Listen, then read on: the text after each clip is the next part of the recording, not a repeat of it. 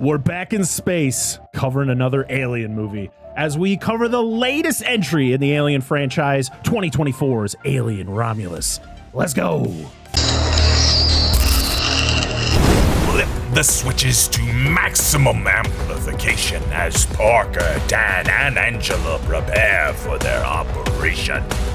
With trivia and plot points scrawled across their walls, laughter and debate erupts as the movie's drama calls.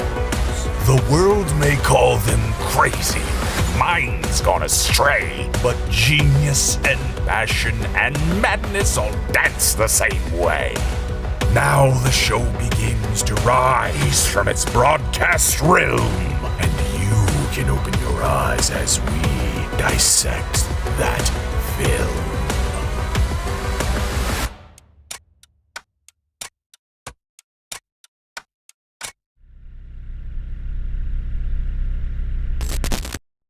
What's going on, everybody? Welcome back to Dissect That Film, a podcast that dissects the good, the bad, and the ugly of cinema. I am your host, Brett Parker. Joining me, as always, are my wonderful co-hosts somewhere, wherever I point. They're probably around. Dan and Angela. I've missed you guys. I'm saving that. I've missed you. It's been so long. It has. And I got one thing to say before we get into this movie. Okay. And you can cut this if you want. I've seen a lot of things put inside a vagina, but this movie had a first for me. All right, we're going to get to it. That's not getting cut out. Yeah! We got guests. We're back, baby. It's season 3. We're starting it all over again. We got another go here, but we got guests, and we're so happy to have these guests back. One of them is the host of Give Me Back My Action and Horror Movies podcast, and B Action. We got Charlie back on the show. What's happening, brother? What's going on, Finally. man? I know it's been way too long. Way too long. Yeah. I don't think you've been on since Texas Chainsaw Massacre remake? Remake. Yeah. Yeah. I was supposed to be on with Nate for the original OG Yeah. so I could be spicy on it, but work did not allow me to. You guys are like Movie Dumpster, where we can never get you everyone at the same time. Like No. we get Joe, then we get Sean, then we got Joe and Sean on the last time. So one of these days we're gonna have everyone back. I We don't had know if Nate you want on. all that. No, I do. Oh, I do. I mean, yes, those episodes do run long, but you know what? It's I always a live great that time. every week. You know that, right? I live it every week. Oh, For those people that like, hey, I could take it, and then we clearly can't, but we won't know until afterwards. all right. That's right. Someone that has firsthand knowledge with that is also who's with us tonight. Yes, we have somebody back. She was here not that long ago to talk about The Craft, but now there's new things happening with this next guest. She is one of the co-hosts of the Barrens Hideout Podcast and a new co-host of Give Me Back My Action and Horror Movies. We have Anna back in the house. What a What's lead-in. up? What a lead in. That made me feel good. I'm happy to be back with new titles behind my Yes. name, a fresh start. I am just envious of both of you. I'm envious of the other guy who's on the Barrens Hideout podcast. He's on the Flicks and Friends podcast. That guy. I'm envious of how many podcasts you guys can do. I can barely keep this one together. All right. It's like held up with glue, staples. We're Duct holding tape. on here. And it's one podcast, but you guys are killing it. Thank you guys for being here to talk about Yeah. AlienRomulus. I'm excited. I know some of Anna's history with this movie and her thoughts early on, but I'm very excited to hear her thoughts for the second go round and for her latest viewing for this episode. So I'm very excited. Mhm. But Dan, Angela, have you just watched this movie for the first time, like right before we hopped on? So your history is 2 hours ago. We're Yeah. fresh out of the chute. Today. We Fresh even towel out of off. the sheet. Yeah. Shoot. Sheet, whatever. Wipe it off with a How we shirt. gonna- I don't know. But we can't. Well, actually, should probably viewers. should Oh, probably display this bad boy for this episode, brought to you by Dustin. From the Yeah. Who? podcast? I'm mad Oh, at him that too. guy. Yeah. oh, Yeah, I thought his that name was guy. Dennis. Dennis, Philip, Derek, definitely a D word. Yeah. Just remember, it's tight. It's tight. Anytime something is good, it's tight. Hey, That's As the way Doug my do White wife would yourself say. do yourself a solid. That's my favorite. And he'll say, Anna, do He's- yourself a solid Oh and God! watch this movie. If you didn't know, the greatest movie of all time, Here for Blood. I have it on that shelf over there somewhere. Yeah. Here He'll for always be Blood. I like, have it. Yep. We love Dustin. He's the man. Oh Yes. man. So AlienRomulus, directed by Fede Alvarez of Evil Dead 2013 fame. We've covered that on the show. Check it out. We actually covered it with Wyatt from Cinema Trip Reviews. We loved it.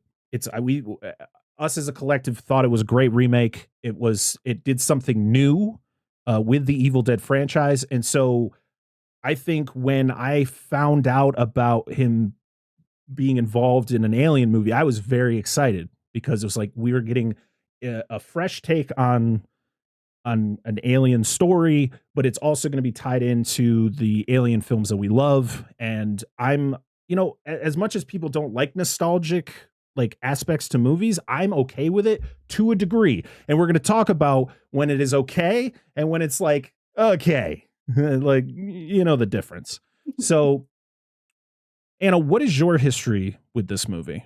It's fairly new, so it's not like most of the movies we're talking about on the show. It's very, very new. Like you, I was so excited to hear about a new Alien movie, and not only a new Alien movie, but Fede Alvarez is attached to it. I fucking love Evil Dead 2013. I will rewatch that movie. If anybody says, hey, do you want to watch Evil Dead 2013? Hell yes, I do. I'm always down. And I went and saw Romulus in the theaters, and I have trolled that movie ever since.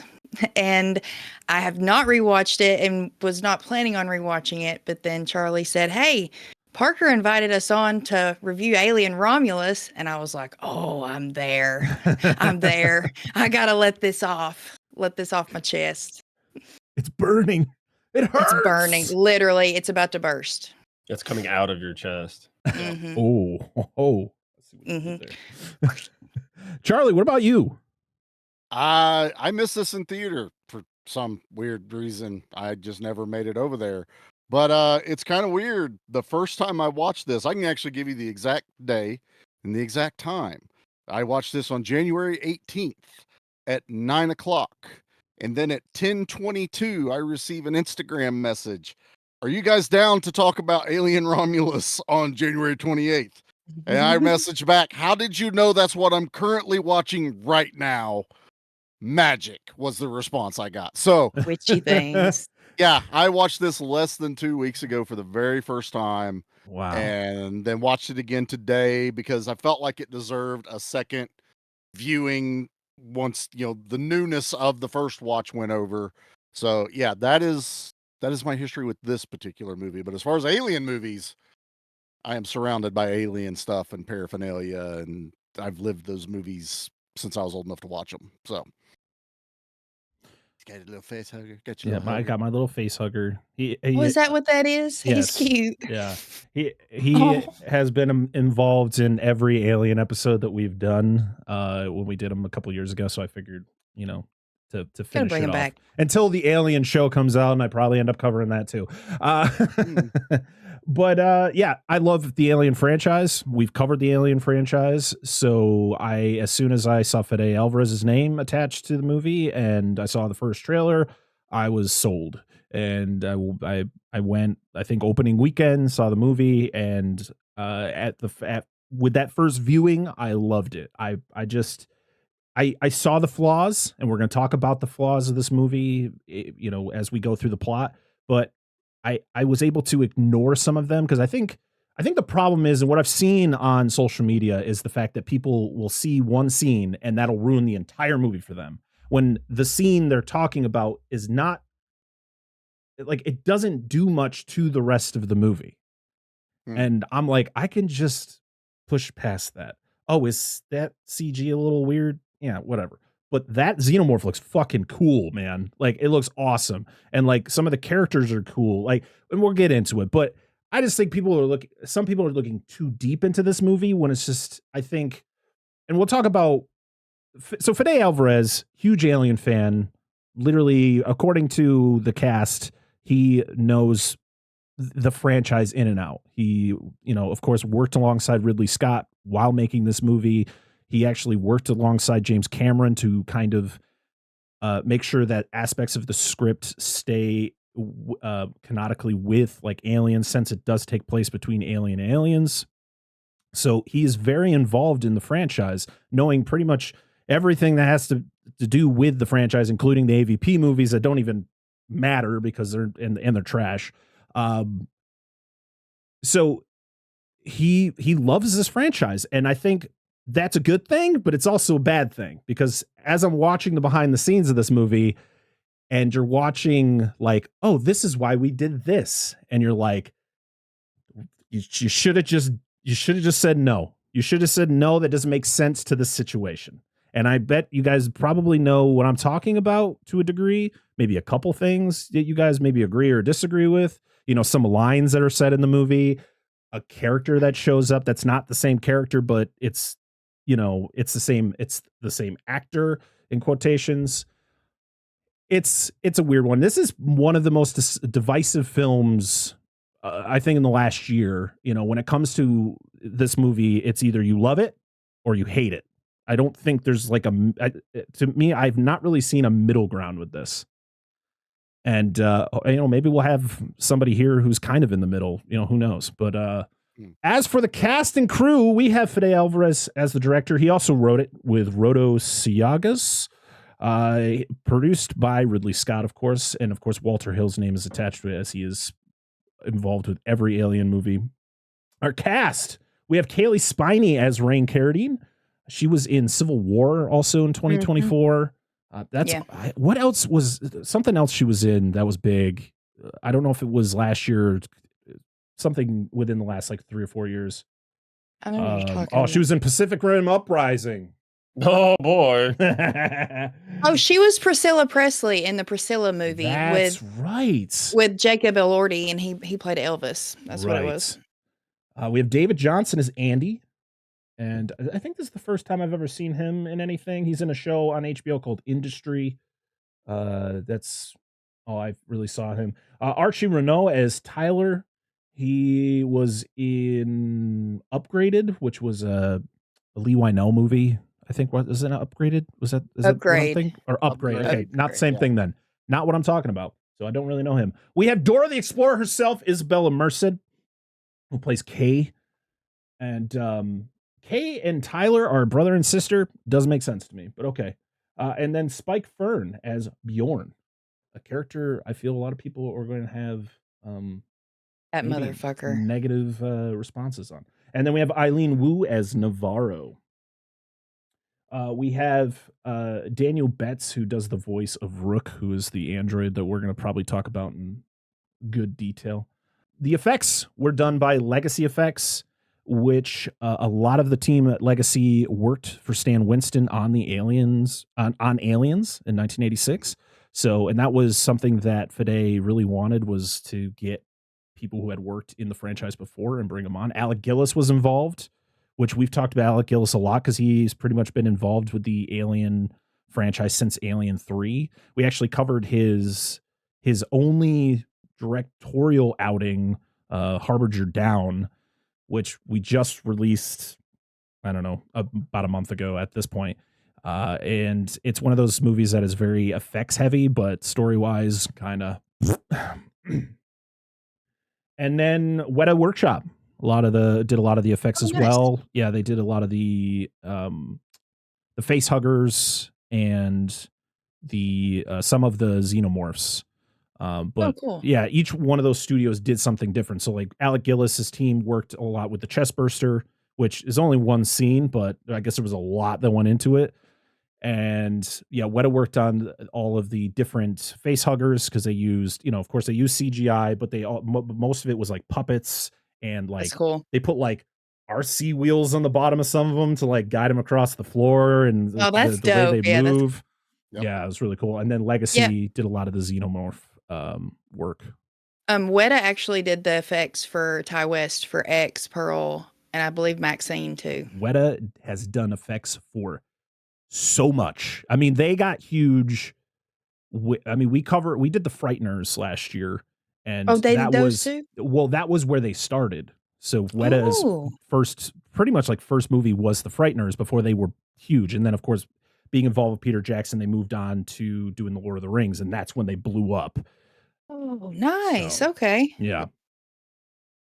The music was done by Benjamin Wallfish, who has done a lot of scores over the last decade. Blade Runner 2049, It Chapter 2, Lee Wynell's The Invisible Man. He just did Kraven the Hunter and Twisters. So he actually did quite a few movies in the last 2 years.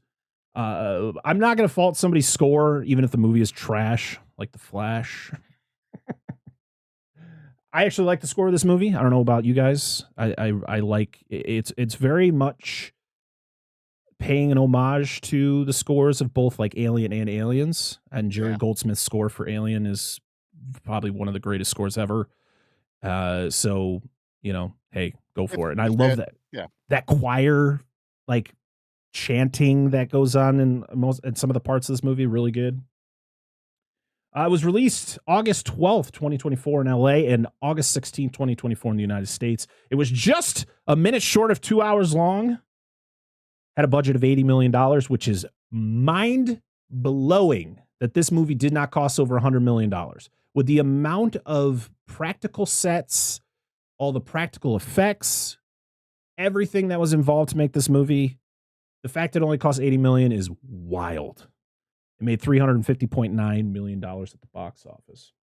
So, are we ready to jump into the plot of AlienRomulus?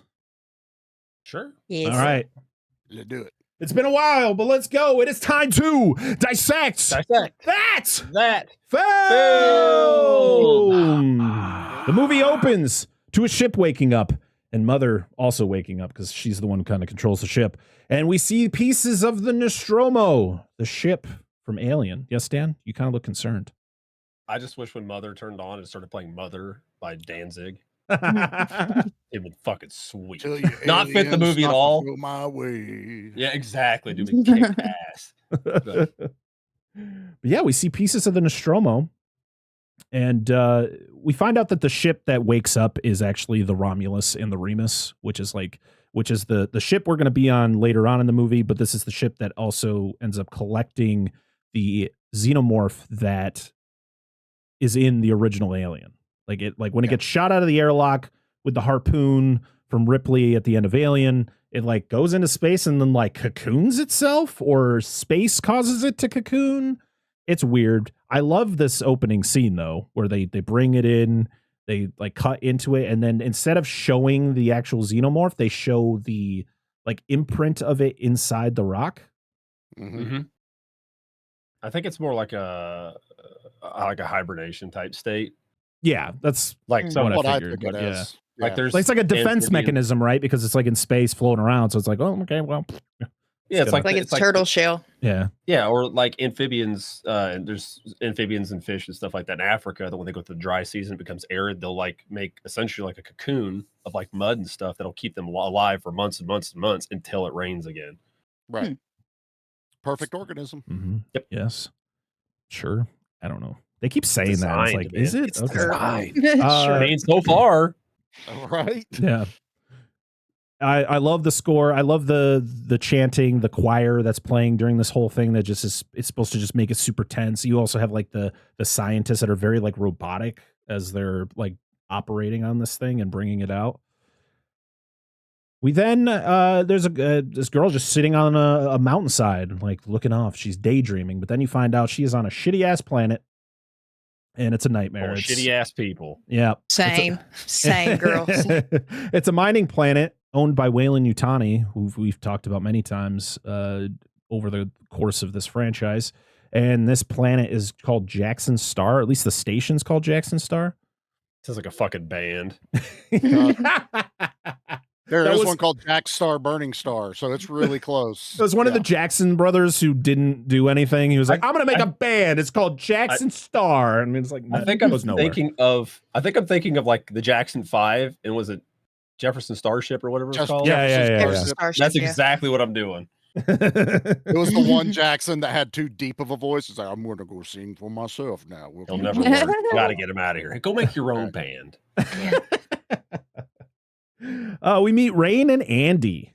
And Andy, we find out very early that Andy is a android, or a synthetic, as they call him in this movie, in this franchise. And he tells a lot of dad jokes, because you find out that her dad found him and like reprogrammed him, or like brought him back and incorporated a lot of his dad jokes into him. So that's pretty much all he does, is tell I dad love jokes. his dad jokes. Yeah, they're great. It's What, Dan? nothing.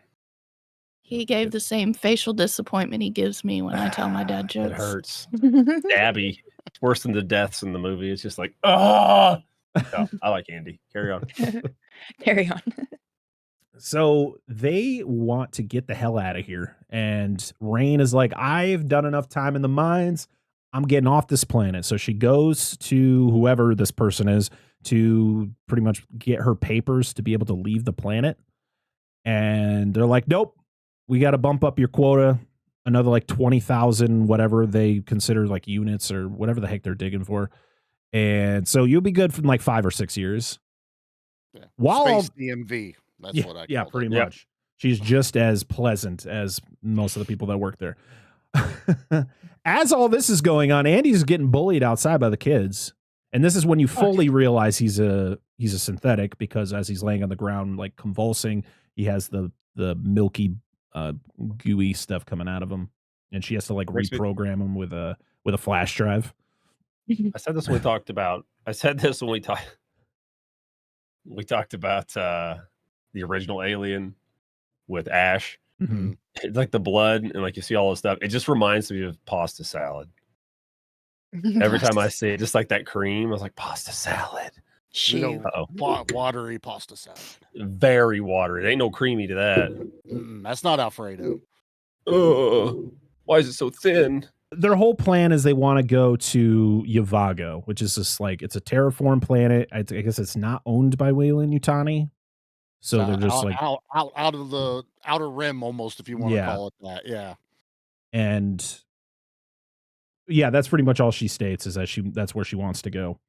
And so yeah, she's called by her, I'm guessing, ex-boyfriend. At least they must have been in a relationship at some point, that you kind of get that feeling. That's what as we go along. This. Yeah. And so they call her up and be like, hey, we got a mission. So come on down here. We'll talk about it. So they go down there and they break it down. They're like, there's a ship orbiting the planet that's abandoned. And we need cryo beds or whatever they're called to be able to get to Yavago, because I think it takes like 9 years to get there. So they want to get these they want to get the cryo bed or pods, and so but they need Andy in order to access the ship, because he is synthetic and he'd be able to access Mother unlike any of the others. So of course Rain is like very hesitant about it, because she's very protective of him, because he's very clearly he's not fully functioning as a synthetic. Like he's still kind of glitchy, or like he's kind of like a small child. So she's very protective of him. And they made it feel very on the spectrum. Yes, very much. Is how I took it, with being delicate about it. But right. He's synthetic, but that's how I kind of understood it. So she agrees to it, and we also meet the other characters. We meet Tyler, who is the ex-boyfriend. We meet Kay, who is his sister, also, probably friends with Rain based on the relationship. And then we got Bjorn, who is a prick. Yep. Number 1. Yeah, he's fun. But then they he's a character, all right. He's just Will Smith's character from iRobot. That's all he is. Yeah, my mom died from a synthetic, so I'm gonna hate every synthetic I see. You think he just punches bottles of motor oil when he goes to O'Reilly's, like future O'Reilly's? Stupid synthetic oil. Bam! Yeah. I want conventional. Fuck this. Conventional Right. didn't kill my mom. I don't know. Sorry. It's the dumbest thing to be racist about in this movie. I don't know. It's just so Yeah. stupid. Yeah. I feel like there's a bigger picture going on, and y'all are worried about somebody being friends with the synthetic Yeah. and No. it living amongst you. It's just The thing is, That is is like, one of the most common things in that universe. They're Exactly. everywhere. And yeah. it's not just I did kind of chuckle when I finally figured out that they were called NDs was the yes. droid designation, and they called it Andy. Andy, Yep. yeah. Okay, that makes I like that. Mhm. I think there's I don't know if it's the Alien franchise, but I know that there's been other movies where, I mean, of course, Star Wars does it, but I know there's other like sci-fi movies that have done that where it's like the actual model number of the android, it turns out to be his name. Right. It works Just for a easy. name. Yeah. Yeah. We're not creative people. It's just No, Yeah. not at all. all of its serial number, and it's totally It's fine. Get over here, 17. What? Be like calling ourselves I'm CHARLIE. That's how you say my name. That's Oh it. god. We also meet Navarro. She's the pilot. She's also just friends with them all. On Wikipedia, it states that Bjorn is Kay and Tyler's cousin. Yes. Okay. Okay, I didn't pick up on that in the movie because I He- thought that he was the secret father of Kay. They Yeah, he That's was. what I I'm, figured. say I'm pretty sure, yeah. Tyler says, yeah, ignore my stupid cousin over there whenever Okay. he's walking over there All talking to Andy. And then somehow, what's her name? Navarro? What I forget what Navarro. her actual Navarro is supposed to be his sister. Somehow through Adopted adoption. sister, I yeah. read in because he Yeah. wanted groups of siblings. You had, Rain and Andy are brother and sister, basically. Tyler and the younger girl, and then Dipshit and Dipshit number 2 are Mhm. brother and sister. Well, yeah, I'm not a because fan of Navarro either in this movie. yeah. Yeah. Well, the thing was So when I first saw the movie, and you get the whole thing that Kay's pregnant, right? This happens a little bit later, but you find out that Kay's pregnant, and Rain asks like, "Who's the dad?" And she's like, "Oh, some loser or whatever." I thought secretly it was Bjorn because I missed the line about him being the cousin. So I thought secretly it was him, and she just didn't want to say anything because they all had a negative opinion to him. That Yeah, ma- I like, missed the cousin remark too. I caught the cousin remark, but the scene later, like on the ship when all the bad shit happens, when it's Kay and Bjorn, they kind of have a weird physical interaction. I think it might be what you think it was initially. Well, Bjorn Might be and space Bjorn, Yeah, they had that moment in the hallway there. yeah. It was Yeah. oddly like kind of intimate, like they were like on Yeah. each, like dwelling on each, like talking, like or not close, but like close to one another. And I'm like, Yeah. Bjorn and and Navarro kind of have the same interaction. That's exactly what I was getting ready to say. Could be. I had that same the first time I watched it. I thought him and Bjorn were an item because of how they interacted with each So other. I just thought that was just what he did. He was just very well, like, fuck. He just Maybe hates runs in the androids. family. yeah. It's weird. Sometimes I don't. I'm need just all the saying, if backstory. one does it, why they could be like you said, they could be an adoptive relationship. True. So true, So- it's- So they get on the ship and they take off. And I go, does Wayland Yutani, does no one care that this Just ship leave? is just blasting off? Like, see you Mhm. later. We told you For couldn't leave, but someone you can leave. not allowed to leave, and we're like, oh no, you got to be doing this and doing all that. These people can come and go as they fucking please Yeah. off this planet.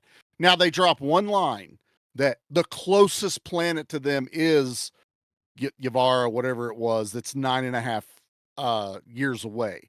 So it's kind of like, where are they going to go? Right. But also, they own a ship. Like they could just jump on a ship and take off anytime they want. They could go any part of the planet wherever they want to go. It made no sense to me. Like Yeah. I don't understand the It doesn't logic. explain it well of like No. how all this is going on. Because I'm like, there's no way there's not somebody going, hey, where are they going? I know. I just kind of took it like these were scrappy kids who threw together a ship, like patched one up and then, Yeah. just launched off. But it still doesn't excuse, like, are they not going to go chasing after them? Like, why are they just letting them leave? I'm also wondering if they were a different division of the planet So like you have the mine workers and like they're the ones that like fly the ships to different places to get things. Well, maybe they Could have the be. hangar that's full of stuff at the end because they have the cargo part Yeah. that gets detached. What I myself, there's no description of it at all, is that's they're like transport ship, pilots. Yeah. But again, that would be regulated. There should be someone controlling who takes off, who doesn't take off, because they're just in the middle of the fucking like trailer park is basically where they're at. And Yeah. just, Yeah. I was I just expecting more resistance for sure. Yeah, I was too. I just had a light bulb go off. In Alien Resurrection, isn't that what Michael Wincott's team was doing? Like, weren't they kind of doing that same thing? they were Like, they were- smuggling people. Well, yeah, And, but I mean, it's still other considered things. cargo, and Oh, they're yeah. jumping from planet to planet. They were Well, cargo, like Han Solo flying shipments and cargo. Well, Mhm. These were like think of it as futuristic dump truck drivers that Okay. they're taking what is being mined and delivering it wherever Wayland Yutani. Okay. I mean, that's like the Nostromo. They were all space truckers too. Yeah. But they're Yep. freight. Mhm. They're Essentially- a freighter. So They were only answering a distress call. That's all they were doing. They were leaving a Mhm. job in the first one. Yep. But yeah, So yeah, they get above the planet, and you can and this is when you kind of get a full view of what this planet looks like, and it is fucked. Like, it is like volcanic all over the place. There is nowhere they can go other than where Jackson Star is. But they finally get to see the sun because the sun never shines on Jackson Star, and I'm like, I don't think can you survive with just no sun for that long? Like, they've grown up there, and supposedly the sun never shines there. it could be. I mean, we're talking, thousands of years in the future, so it could be that they just evolved into Yeah. this, and and it gets brought up later. They kind of talk about the fact that humans aren't really meant to be doing this shit that we're out here doing. Right. So Mhm. it kind of I'm glad I watched this a second time. I would have not picked up on as many small details. Bravo to Fede for going that far into the script and adding to the world building and poking a spot that no one's ever really talked about, which is just the other people not surrounding Ripley. But yeah, if you dwell too much on it though, you get lost in all of the things, which is what's going to happen here in a minute. When you get to this point, is going to be one of my biggest bitches about this movie here in about 2 minutes when you talk about it. Is it at 37 minutes and 41 seconds? Because that's where I they don't- lost me. I didn't time it. I did. Sorry. I was gonna say, you were talking about references or like subtleties to like Yeah. the common man in this era. Mhm. Did anybody else grab the space COVID reference twice? Mhm. No, I didn't. Yeah, at the very beginning, they're like, "You have a cough, nausea, or whatever headache. If you're having trouble breathing, go see the I emergency." Blah would. blah. Rook says something about just new variants of viruses coming around every Mhm. cycle, Yeah. which Yeah. is how it just works. didn't click. This- Yeah, it didn't click. This would have been filmed right around that still when they were protecting end, and yeah. masking up, and towards the end of that. So pretty I don't know. When Yeah. I watched the behind the scenes of this movie, there's no masks.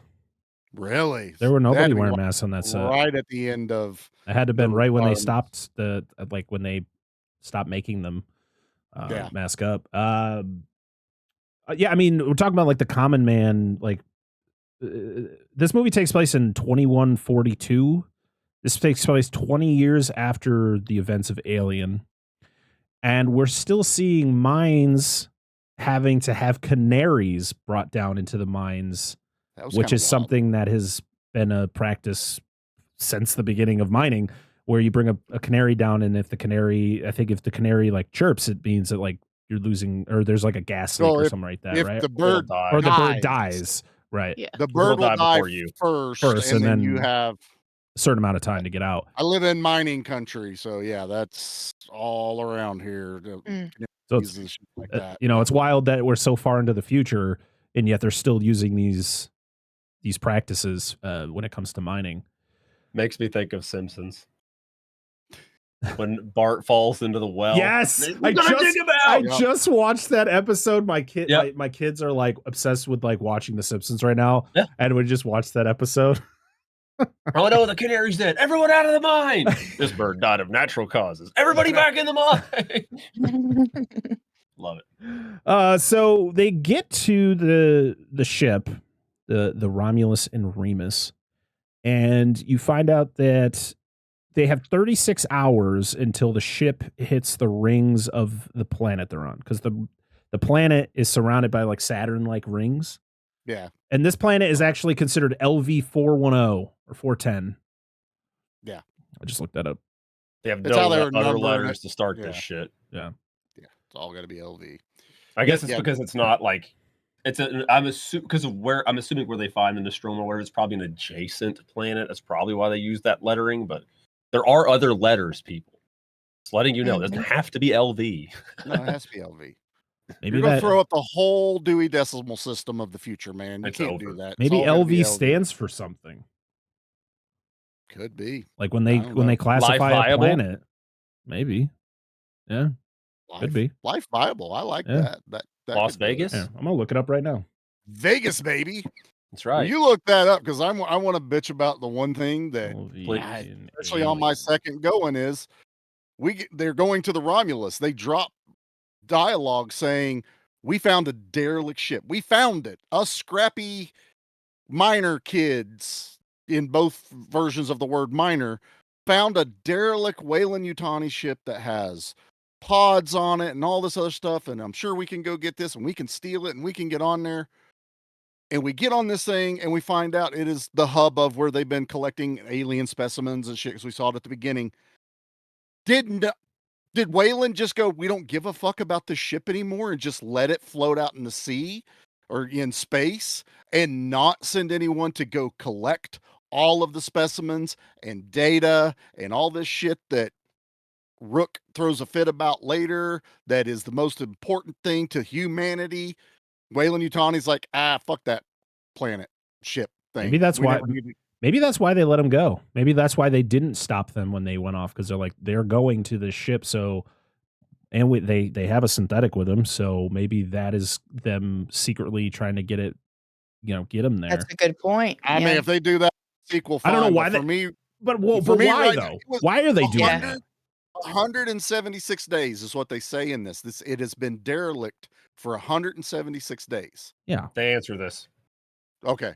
They do answer it in the movie because I was trying to figure out. I'm glad you said I was trying to figure out the fucking time frame. Rook says to get a message back to Weyland-Yutani, the main thing takes over 6 months. It has not been over 6 months since their last communication. So they were adrift and not able to communicate. Yeah, But they yet said, Okay. they said it would they take over were- 6 months. Yep. I don't know. So depending on how far they were drifted from where their original destination, I don't know how long. Because I'm They sure just they're not like, happened to let's be just tell. passing Jack Star, basically. Yeah. And what I'm thinking is because when they were originally, the Nostromo was originally sent to collect the specimen, I'm sure it was very specific people were told this. It wasn't just any Weyland-Yutani. It has to go back to a very specific person or place. That's my guess. But That could be their loose explanation. as someone that's like lived these alien movies for so long, I just Yeah, that's remember fair. like in Alien 3, they're at the end of that motherfucker ready to snatch Ripley Oh yeah, that's off true. the balcony because they are there. We That's want true. that. We want that weapon. We need it. They have bioengineered, like this. What they got wasn't even from facehuggers or anything. They literally like cloned the alien True. that Rook talks about. But I'm like, where is Weyland-Yutani? So there's a mine right there, a planet that should have a hub for Weyland-Yutani. But these kids found the ship. These Yeah, kids it's found true. it. And why I did mean, they it just Maybe they Yeah, knew nothing. it was on board and they didn't want to risk. They didn't want to risk the possibility that xenomorph was still running around the ship. Weyland-Yutani wouldn't have give a shit. They just sent That's true. fuck all anybody Whoever. Yeah. That's Mm. true. to Why go did the- get it. Why did the port, like the spaceport around that, would not have recognized this vessel and not reached out to somebody or It's checked a it out space either? station. Like it's Yeah, not like it's a little huge. ship. It's just this was now I'm gonna say You're this. not wrong. I enjoyed this movie a lot, But on second watch, I'm, Alien franchise brain starts going, and I'm like, I'm not buying this, man. I'm not buying that Weyland-Yutani doesn't have contingency plans. I get that the alien fucked everything up, but it went past a colony owned by Weyland-Yutani, and these kids found it before it crashed. It's fair. You're not wrong. That was my rant. No, it's what we want. We want to express your feelings about the movie and why some things may not make sense. So this is when we fully see Bjorn be a complete utter piece of shit to Andy. You find out about his mom dying in the mine, and the synthetic like saved a bunch of people, but his mom was included in some of the people that died, so that's why he hates synthetics. Then we get the whole gravity generator purging scenes where they're like crawling through a vent. Then they get into this open room. And I love that they just constantly have Bjorn in the bad situation where he like falls from the freaking seal. Every damn time. I'm like, dumbass. Fuck we that guy. know this happens. We've talked about it. You felt it, but you're gonna float in the middle of the fucking foyer, knowing that's about to happen in about 30 seconds. Fantastic. I laughed when he crushed that barrel. That made me laugh. So they find the pods, but there is only 3 years worth of juice in it. Which isn't going to even it only get about a quarter of the way there or a third of the way there. Bjorn continues to be a dick. They get the pods onto their ship, and you find out Dora's pregnant. I'm going to call her Dora because she's Dora the Explorer, everybody. That is so crazy. I looked that that. earlier. I was like, why did he say in the Dora live action movie, not the original cartoon. She's not the voice of Dora. She was in that Dora in the Lost City, which actually isn't a terrible movie, by the way. Like I have kids, so it was one of those like, all right, sure, why not? We'll throw it up there, and I actually enjoyed it. Watched it with the kids. I did, and I enjoyed it, Charlie. It's okay, you can do that. Also, I just love Weyland-Yutani's product placement always in their stuff, because when they launch the pods, they make the W. Yep. When the pods come floating out, I was like, there you go, Weyland. He got his branding from Gene Simmons. He's like, put that W everywhere. Everything. Tony Stark levels of egotism. That's like Wu-Tang Forever was floating through space right then and there. That's where Weyland-Yutani started, was the clan, Wu-Tang clan. Like, oh fuck. This is when Bjorn tells Andy that he can't go to Yavago because it's not a Weyland-Yutani planet, so can't have synthetics there. They're not going to accept him, and he's just being really mean about it. Like, really? How would you know he was one unless is they like got like a scanner? Like, this guy's fake. Get him. No, they knew beforehand. I mean, they've known Rain for a long time. Like the other people. Like, what's the issue with him going? I don't know. I have no idea. I think it's just him being an ass. But I know that Tyler, explains it to him why he can't go. But which I did. I preferred that. But well, he couldn't get updates because he's going to be so far away from. Oh yeah. Basically, the main hub of Weyland-Yutani. Yeah. He would he could physically go there, but like he an would iPhone. probably. Slowly lose power or die basically, and just, which he's kind of halfway there anyway, the way he acts in this movie, first part. Yeah. It's like when you have an iPhone or an iPad and it just stops updating. That's what he has to walk. He has to walk around with a cord constantly plugged into him. The battery won't charge anymore. So they go into a room. They find a hole in the floor and a dead synthetic. Normal. You don't see what the synthetic looks like quite yet. They find a room with cryofuel because they need it in order to be able to get the right amount to get themselves to Navago. Or what is it called? Yavago? Is that what it's called? Not Navago. Iago from the last. Yes. Totally missed opportunity. They didn't take the cryofuel out and be like, all right, everyone, chill. Like, nobody does that. Fucking ruin the movie for me. I mean, that movie has to exist somewhere in that universe. I mean, it has to. Listen, if I'm gonna say this, if cryo anything ever exists, like Demolition Man, like cryo prison ever existed, like, and the cops tried to arrest me, my last words would be like, "You won't put me back in the cooler." Like that would 100% guarantee it. I'd be like, "Is it cold in here?" Oh, Good God. memory. That's literally my favorite. Like literally anytime Arnold Schwarzenegger is on screen in Batman and Robin is when that movie is great. Oh, Yes. I love that line. I do it all the time with my Ridley, Uh, my son. what killed the Ridley. dinosaurs? The Ice Age. Doesn't even make any sense. All right. As they're taking the cryofuel, it sets off an alarm, shuts the door, and they can't get out. And the only way they can get out is if they take the chip out of the dead, in quotation, synthetic that they found earlier and put the chip into Andy. They end up doing that. It comes alive and then it fucking like growls at them.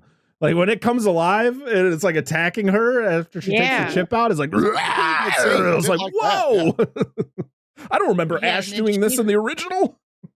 She wants to put the new module into Andy, and I'm like, Actually, I think it's the same. His scream when he does that, I think it's the same scream when they knock Ash's head off in the original one, and his head's just dangling there, and he's like, ah! Oh, okay. I think it's the same sound bite. So they get the chip to Andy, and I do like when they put the chip in, he's got a reboot, and he's just like frozen in the middle of the room. Yeah.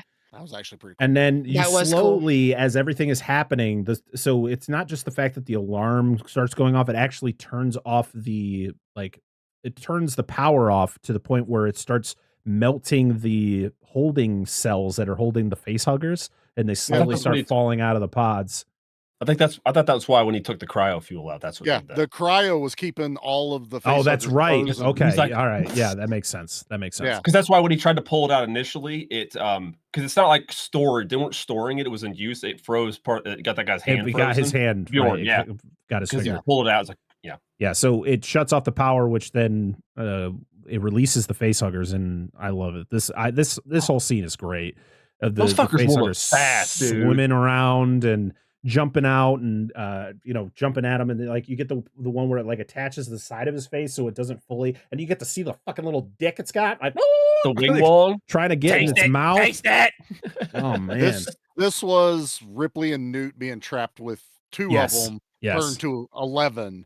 This is what the Alien franchise has needed for a long time. Yes. Is a fuck ton of face huggers. Yes. Going nuts. The face hugger never gets enough love. And It never never got has. enough love in this franchise. You had the original, which was just the one, because of course there was only one xenomorph. In Aliens, there was a few, but you never got to see him in action other than the scene where I think it was one or two attack They had two Ripley that, and Newt in that room. Rourke had put into there, and we only ever saw them in the test tubes, which is like 90% of the time when you see them, except for the one or two scenes when we've seen them when they jump out of the eggs and launch at people. But they've never really done a whole lot of face huggers, which was not great when we got that slow motion like in Alien versus Predator. Why? These were all practical. I mean, there was some CG used for the face huggers in this, but a lot of yes, when they burst out the door, when they escape out of this room, yes, they're CG. But 85% of the face huggers in this movie are all practical. Oh, I mean, could you imagine 20 guys pulling strings to try and pull? They're all using the RC cars. The door. Yeah. Oh, they got him attached to Yes, a fishing line. reels. Yeah. Change frequencies. Like, Got me a marlin. There we go. Bill, yours got stuck sideways again. Oh. Reshoot. We got to redo it again. There's one drifting. They put like a drift car frame underneath it. Tokyo Drift starts playing as it's going around corners. Yes. Oh, man.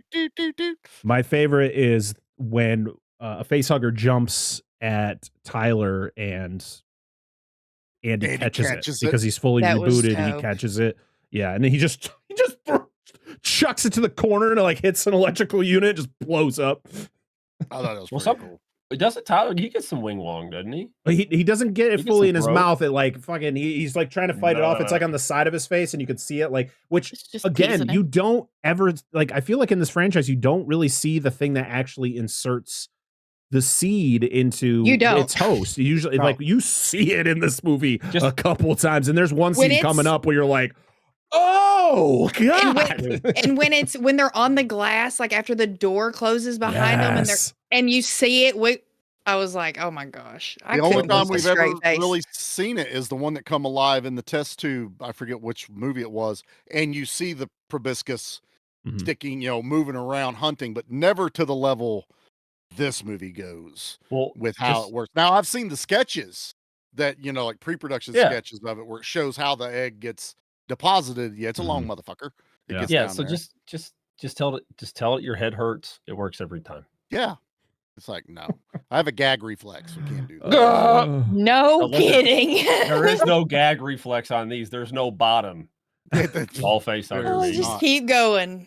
Yep. I do like, there's one thing I like more about this scene is this really made me, especially on the second watch, really appreciate the actor that's playing Andy, Mhm. how he went from that damaged, not quite coordinated character to that instant snap of, he felt like one of the synthetic androids. He was alert. He was attentive, but you saw the change in his face. Yep. And It's I was like, Mhm. perfect. I like, yeah, He's got bravo the to accent. him. Yeah. Yeah, which is 'Cause I have which things is to his say about natural An- accent. Yeah. yeah.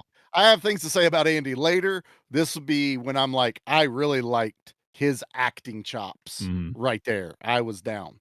There was the thing that made me laugh was when Bjorn goes to zap one of the facehuggers, and accidentally, or no, he's trying to get the facehugger off of Tyler, and he zaps Tyler to the point and knocks him out. Mhm. So you're just like, oh no, as they're like fighting off these things.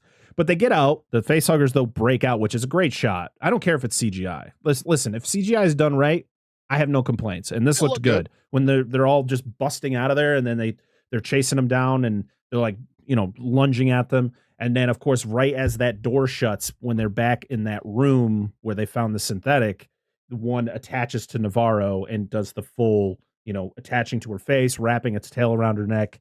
You And felt everything. the impact. Oh man, when it smacked on her face. I was like, damn, that felt energetic, that Yeah. shot. and of she got just to that do that boom. stunt for real, man. They put like a puppet on her face, put a harness on her, and then just yoinked her right across onto a mat, which was pretty Yeah. cool. Fuck Sold yeah. it. It worked Yeah. So, really well on this. Technically, this part of the ship is the Remus, where we're on for a lot of it. A lot of the grungy shots of like hallways and this room here. This is the Remus. The Yes. Romulus we don't actually see until later, which is like the bright labs, like the white walls and all that. So There's a that's kind new of how half you. and an old half. Yes. They dictate it by the technology, and one half Yeah. is the Remus, the old one, the Romulus is the new one. And again, it's all the Greek god stuff, Nostromo, Prometheus, Yep. all that. I like that Fede kind of kept that same, trajectory with how he built into his lore. So Andy wakes up the synthetic to kind of get the rundown on how to get this facehugger off of Navarro, because as they're trying to remove it, the tail tightens. So it's going to choke her. So Yep. he wakes up the synthetic, which we find out his name is Rook. And he is, of course, a puppet / CG version of Ian Holm, Mhm. which this is one of the most controversial parts of this movie, I think, for a lot of viewers. And I don't have a problem with it. I don't either. The, I'm going I and to hate be it. honest, Man. so here's the thing: when I saw it in the theater, and when I rewatched it when it dropped on Hulu, I've seen this movie like 3 times now. So when I saw it the first 2 times, the effects they did on it just looked rough. So what they did is it's an actual animatronic, and Yeah. they just CG'd the eyes and the mouth to make it more natural when he's talking. On the Blu-ray, so I bought the 4K Blu-ray, it looks so much better on the Blu-ray. Like it's like they fixed it. It actually looks more natural. Like the way he's talking, the way his face, it didn't feel weird to me. Fede admitted that when they first did it, they used AI when they first did Yeah, it. see, that was probably the biggest And issue. that It was just the looked big so mistake. rough. right there. Hit, and I can pick apart bad CG, but how many movies are we going to sit here and pick apart de-aging in movies, aging up in movies? I mean, it's just going to happen. The people that are like really upset that it's even supposed to look like Ash or Ian Holmes, I'm like, that fits for me, because That's what I there's say. probably 1,000 synthetics that look like Andy. There's probably, Yep. later on there'll be, 1,000 that look like Bishop. That it fit story wise, that Well, it needed to yeah. be that particular model. That's Like, what when you- I've there. always said about that, is that so this is 20 years after Alien, and in the original, Ash was the the science officer, and that's what Rook is.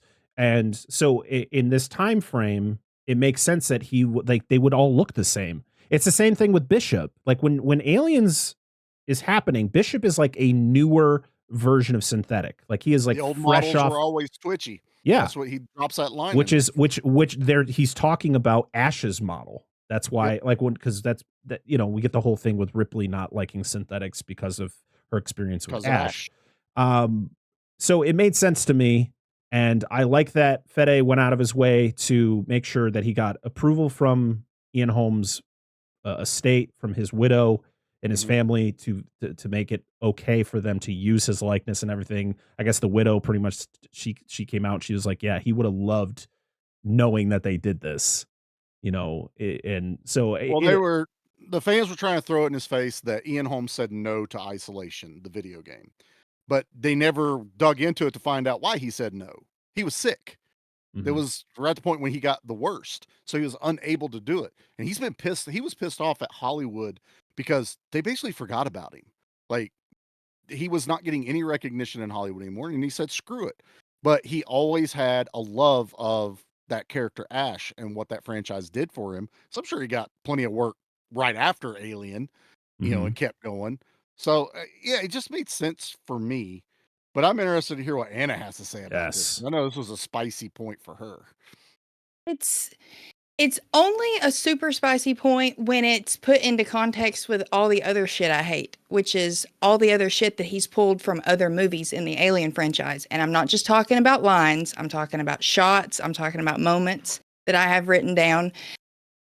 We don't even get the full shot of him till 44 minutes, but at 37 minutes, it's shadowed. Any Alien fan who loves the franchise knows at that moment that's Ash. It doesn't matter if you rename him Rook. It's a cop-out because every Alien fan sees Ash. At that point, and then plus seeing it in the theater, I guess, before he fixed it, I watched it on Hulu and it said it was 4K. I didn't think it looked that great. Did it look better?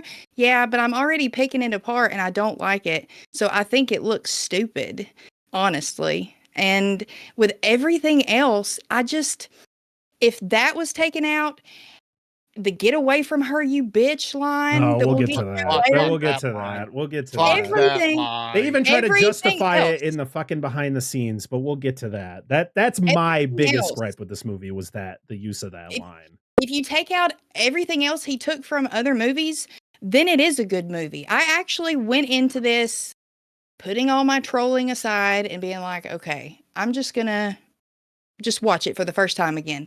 And I did have a lot more positives. It's a beautifully shot movie. Like it's so like immersive, like you feel like you're there. The sets were great, the acting was great. It is a great story. I like the premise of it being set 20 years after Alien in between it, but it having its own story and everything going on outside of Ripley. Why do you have to throw some of the best things, arguably to me, from the other movies into this somehow? Why? It was a great movie, and it is a great movie without all that shit. Like, to me, it's just cheap at that point. And I think because Fede is such a fan of this franchise, it was I think for him, when he's doing it, he's like, I'm paying tribute to the greatness, to the great movies that came before it. I think it's more of a tribute to him. I don't think it was, I want to make this cheap. I want to make this a cop out. I want to do all like the things that you're mentioning. I don't think that was his intention, but I don't understand. think so either. I understand your frustration and with the fact of like Like the "get away from her, you bitch" line. That didn't come out. That was a line that was said in Aliens, which takes place 30 or 40 years after this movie. So why does that make any sense? Why would that line be used? But also the fact that like Rook says a line later that Ash says in the original. Yep. Are they all programmed to say that line? I can't remember the exact. I don't want to fuck up the line, but you know, you guys know what line I'm talking about. It's you like have my sympathy, something like that is the very last. Oh line yeah. Are they all programmed to say that? Like, well, I don't care the fact. I like again. I like I just said. I don't care the fact that they used. They did this. They did the Ian Holm thing. Whatever. But I'm with you, Anna. It's just like there is frustrating things about this movie where it's like, I get you're a fan, but like just make your own movie. But you nailed it earlier. Man. You nailed it earlier when you were like, he was a great person to make this movie, but at the same time, maybe he wasn't. Maybe someone should have said, no, that's too much. He didn't have a no guy, pretty much. No, because he had Ridley Scott telling him yes. But I'm saying this is great. Keep Ridley, going. but Ridley Scott has been notorious to go back after Alien films have come out and said, yeah, maybe that kind of sucked and we shouldn't have done that. Well, I mean, it's fair, but here's the thing: there is going to be a razor line, and lately it's been even more magnified in people's vision, especially with the Marvel movies and DC movies. Is you either, if you want someone to make their own version and make it their own, you're going to have the people that are going to bitch like it didn't feel like Aliens. You didn't even pay any respect to what came before, because that's kind of what happened to Prometheus. Aliens is shoved into Prometheus. Prometheus was never designed to be an alien movie. The studio went, we'll do this if you make it Aliens. Yeah. Which is why everything alien on that feels an afterthought. Forced. It feels forced. Which it is its own story, its own really good story, which would have, I thought, stood on its own without any tie to the Alien franchise. So Fede is watching where his heroes have already failed doing something that was original in what they wanted to do. Plus, like what Parker said, he wants to be a super fan too, because the super fans are going to go watch this, and he's under a magnifying glass. Can you take it too far? Absolutely. And I think he did in a lot of things. There's also some very, very smart ways he did some stuff in this movie that pay homage without beating you over the head with it, that I only caught on the second watch, and I've never even seen anybody speak about. And I'm saving it till we get a little bit further into the movie, but I didn't hate the guy for this Ian Holmes thing. Like I said, I look at it as I'm okay with it being the same model. If it had been a different one, you would have had a group of people going like, well, it's just acting like Ash. Why not just put Ash in it? Why couldn't they find Ash on the Nostromo? His body was there. You'd have those fans bitching the same amount. Not saying this is not directed to you at all, Anna. I didn't want that's okay. That, but I'm just saying, as other toxic fans would be, they'd be like, why not just put Ash in it? And so he's like stuck between a rock and a hard place. Do I put Ash in it and get bitched about it? Or do I not put Ash in it and get bitched out about it? But there's also, like you said, a happy medium. And I think he found that with Evil Dead 2013. That was a happy medium. Agree. Just enough homage. But I think it's better than the original. Honestly. Think Rook is overused in this movie. And less would have been way more with that android in there. Here's the thing. What if we don't even have an old synthetic? What if we have an old synthetic like Rook, but we don't ever have to see his face? What if he's just there to get that chip out of, and then Andy's the main show? That's what I think would have been a better thing. Exactly. Or he gets Rook's chip. Rook just dies. Like he's fully gone. Yeah. And now Andy is the one they have to fight against. Like they had to deal with David and Prometheus and Covenant. Covenant, David, who's the synthetic in Prometheus, who does all the bad shit. He comes back and he's the villain of the movie. It's not even the xenomorph. He's like the reason all the shit happens in Covenant. As much as Covenant sucks. They started it perfectly. Is the synthetic is face down, ripped in half, a la Bishop, a la Ash, all this other stuff. She takes the chip out of it. Don't have it come back to life. Just have her go over, take the chip out of it. Put it into, I forgot his name. Andy. Andy. We immediately get that switch in him. Then he starts acting super cold, especially because dumbass is trying to rip that face hugger off of the girl, and he's going to kill her by doing it. So that's why he's like, well, let's go wake up this other one. Instead of waking it up, it should have been Andy like physically stopping him, having all of the information downloaded into his brain already from the chip, not that stupid line of, well, I don't have all that information. Let's wake it up. Yeah. Have him go nuts. And then about another 30 minutes into the movie, they end up back in that room as they're running from the xenomorphs and facehuggers. And Andy's losing his shit. They've already lost some people. And like, why is he acting like this? I don't know. It has to be the synthetic. Roll its body over, and there's Ian Holmes' face. And then the audience goes, oh, it's a fucking bad synthetic. Now, I'm okay with that. I'd be okay with that. You get the reveal. You get the Don't have him homage. talk. No talking. And Andy is now the villain until she can pull the chip out of his brain. Charlie, you need to go move to Hollywood. I keep saying this. I just don't know why nobody listens to me. You really want to live there, though? Not really. No. Really? No. You know what? No. I feel like I shouldn't have to live there. I can Zoom. I can do this stuff like here. We all don't live in the same area, and we're doing this. Yeah, exactly. Right. I've already got my headphones and microphone. I can be action. No, that's stupid. Don't do that. Go back. Go back. Not that. Oh, so yeah, when they wake up Rook, he tells the story about the xenomorph that came from the Nostromo. And you also see it. It's dead in the ceiling. It's Beautiful literally, shot. it's a great shot. Yeah, Love that it. was that was cool. It literally wrecked havoc throughout the entire ship. It killed pretty much everyone on the ship.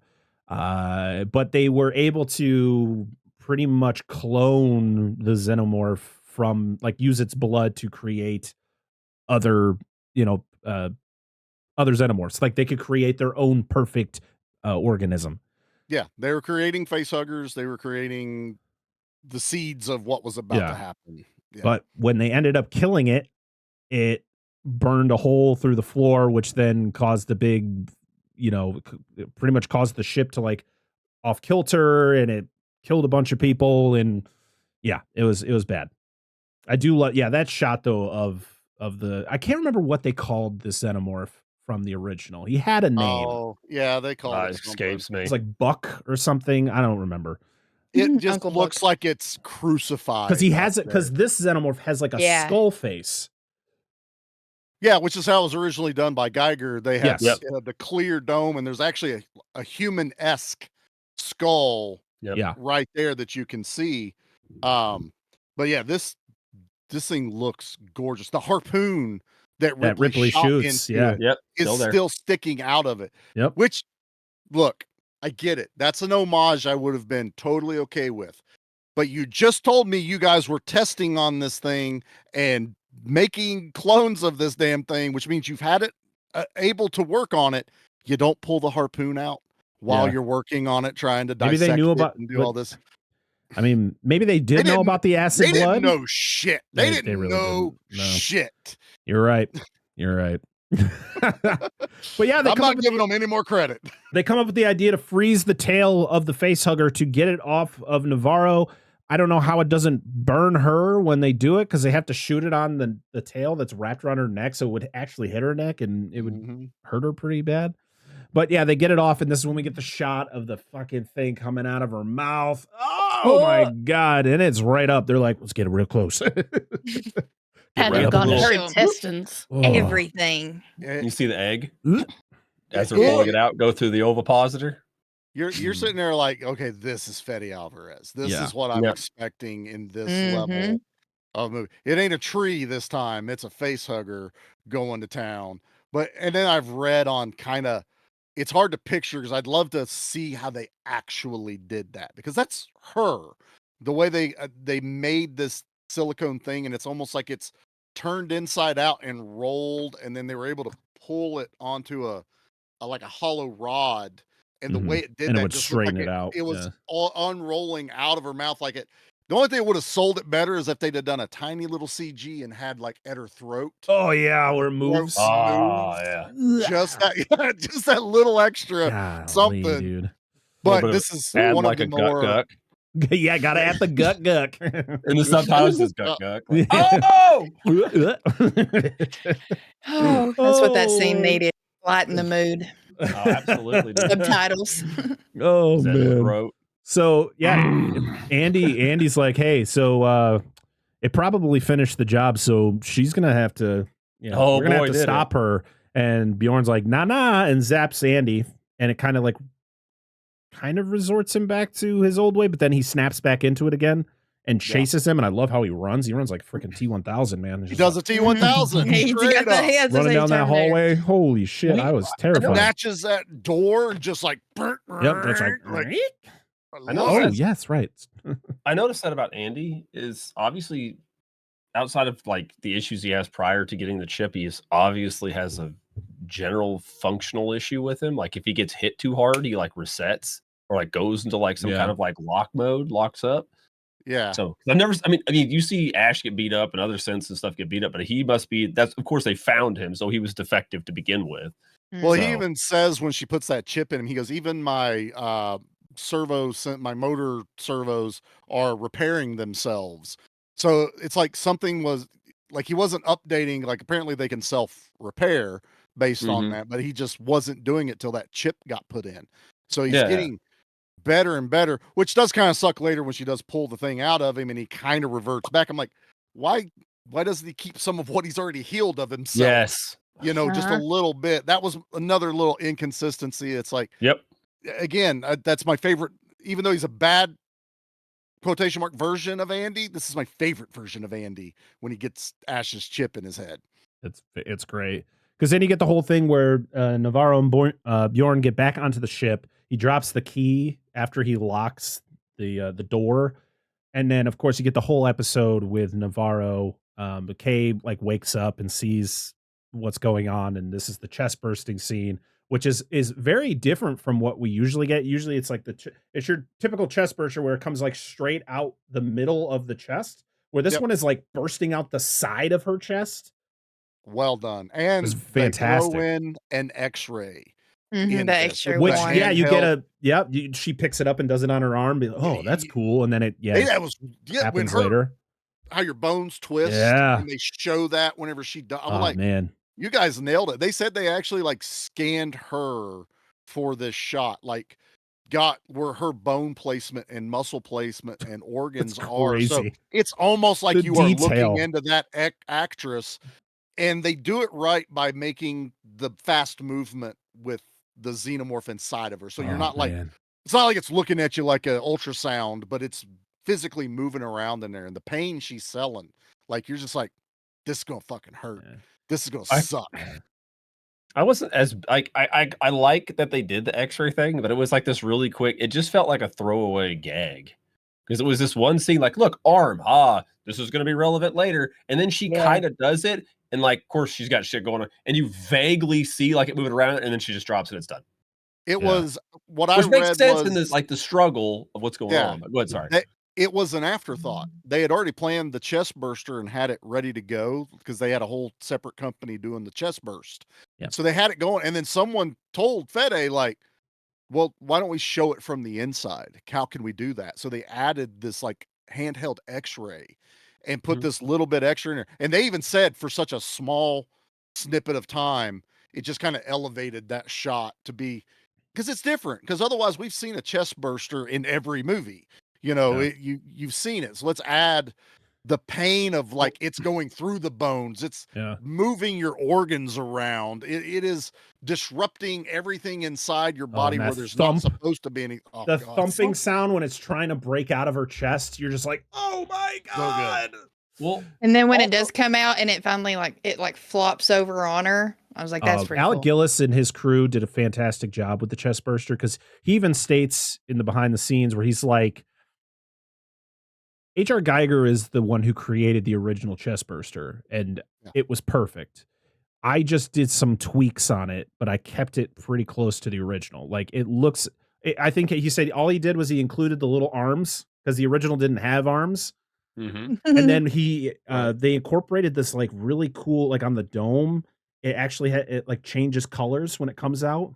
It's clear and then it like fills up with this like black liquid. Ooh. Which I thought was really cool. So 9 puppeteers to do this. So I will say, I like the chest burster in this because it's a little different, like you said, because they all wouldn't be like the same. They just explode out of somebody's chest. Like how it breaks through and it just slowly kind of comes out. It almost really does feel more fetal. Like it's just slowly instead of just like hitting the ground running and then singing about the ragtime gal. Yes. Good point. Yes, we need the Spaceballs version. Hello, my baby. baby. Hello, my darling. But Good no, I just point. like how it feels more vulnerable in this point, Yeah. not like you see it in like every other movie where it's just like a fucking RC car and it's gone and it Skirts instantly. away. This which is Original fine. is so good though. Which is fine. But no, it's fine. I like that, but I just like this different interpretation of it. This is That's going a to good be point. something that I'm hoping Fede gets recognized for, because you pointing that out is something I caught in this too. Fede likes to drag out the pain. Think of Evil Dead whenever she licks that piece of glass and cuts her tongue in half. It's not quick. She slowly does it. Yeah. Cutting the girl cutting her arm off. It's slow. She messes up.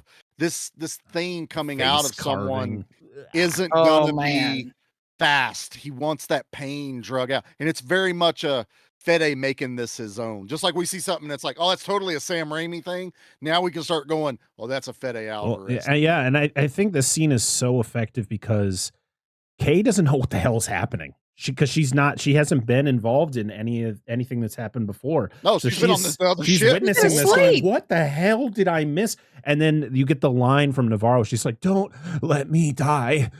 That was and then it happens. And that was it rough. was great. And then Bjorn sees the thing coming out of her and he reacts to it.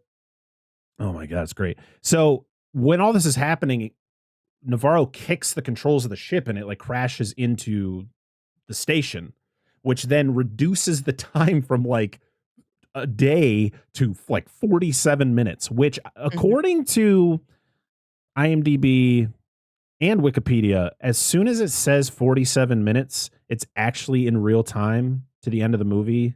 When it says like it's 47 minutes till the end of it, it's till it touches the rings. So the end of the movie is still a little bit longer, but from that moment till the rings start, hits the rings, it is that time in the movie real time. That's cool. Rook looks into the compound's integrity. We don't really know what the compound is at this moment, but he also gives we have a new strand. It'll keep you awake for 5 whole minutes. He gives Andy a new directive, which is because his original directive was do what's best for Rain. Now it's do what's best for the company. So then we get the awesome scene where they get to the room where the face huggers are all inside and they need to sneak through this room. And so they come up with an idea. Well, Andy comes up with the plan of if you get the temperature of the room to be the same temperature as your body, then they can't detect you.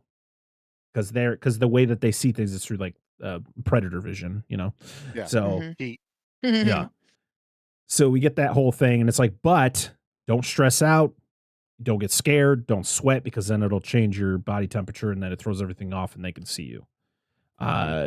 It's fantastic, and this is when they actually bump into some of the crew of the Romulus. They're like hanging there. One of them is actually it's Fede Alvarez's body hanging. The one that's hanging there. Oh, cool. So in this shot, you see the back of his head is blown out. In the deleted scene, there it actually has a face hugger clung to the back of his head, and then the fingers of the face hugger comes out of the mouth. Ooh, that's scary. So why'd they cut that? That would have been cool. Yeah, that was really cool. I was like, that wasn't in the original one. I do like the whole fact that his like head is completely gone, but I also didn't realize it was Fede Alvarez until I watched the deleted scene. I didn't know what the dude looked like. So yeah, it's one of those things. He's a babe. I will say this about this one scene, and this is where I can ignore and suspend disbelief. But when Andy's making that whole big deal, like we can make it your body temperature, which is 98.6 degrees, and you can't get stressed because if you just go up a little bit, it's going to throw everything off. We're going to wait for that room to get that hot, and then they open a giant fucking door to the room of a whole nother part of the ship that's not that temperature. Yeah, cold air. It's gonna it's all fucked at that point. Yeah, Playing out the window. But I could suspend disbelief long enough where I'm like, okay, fine, we got to have some tension in this thing. It's walking across the crocodile pit or something. You got to have it. Have the But- facehuggers always had claws? They always had like the fingernails. They Yeah, look but like if you fingernails. look at the puppet, it shows it a few times. It's not just like the one; it's like multiple serrations on the back of like. I never which know. makes I sense think for holding I on. think later they did, but the early ones were smooth. The Like, tail well- kind of looks like a stingray tail. It looks like it's got a spike at the end. Yeah, kind of like the xenomorphs. Yeah. Well, but the I thing I think was going to that's say been is, added too. did you notice after she gets the facehugger taken off of her? What's her name? I can't think of her name. Navarro. Navarro. She has scratches on the side of her face. I didn't see that. I didn't realize Yeah, that. it's, you'll notice when she runs back into the ship and looks, and she's got like a few like good sized long scratches on like the left side of her face. So again, he really dug into this is gonna fucking hurt. Yeah. Yeah. And I am down for that.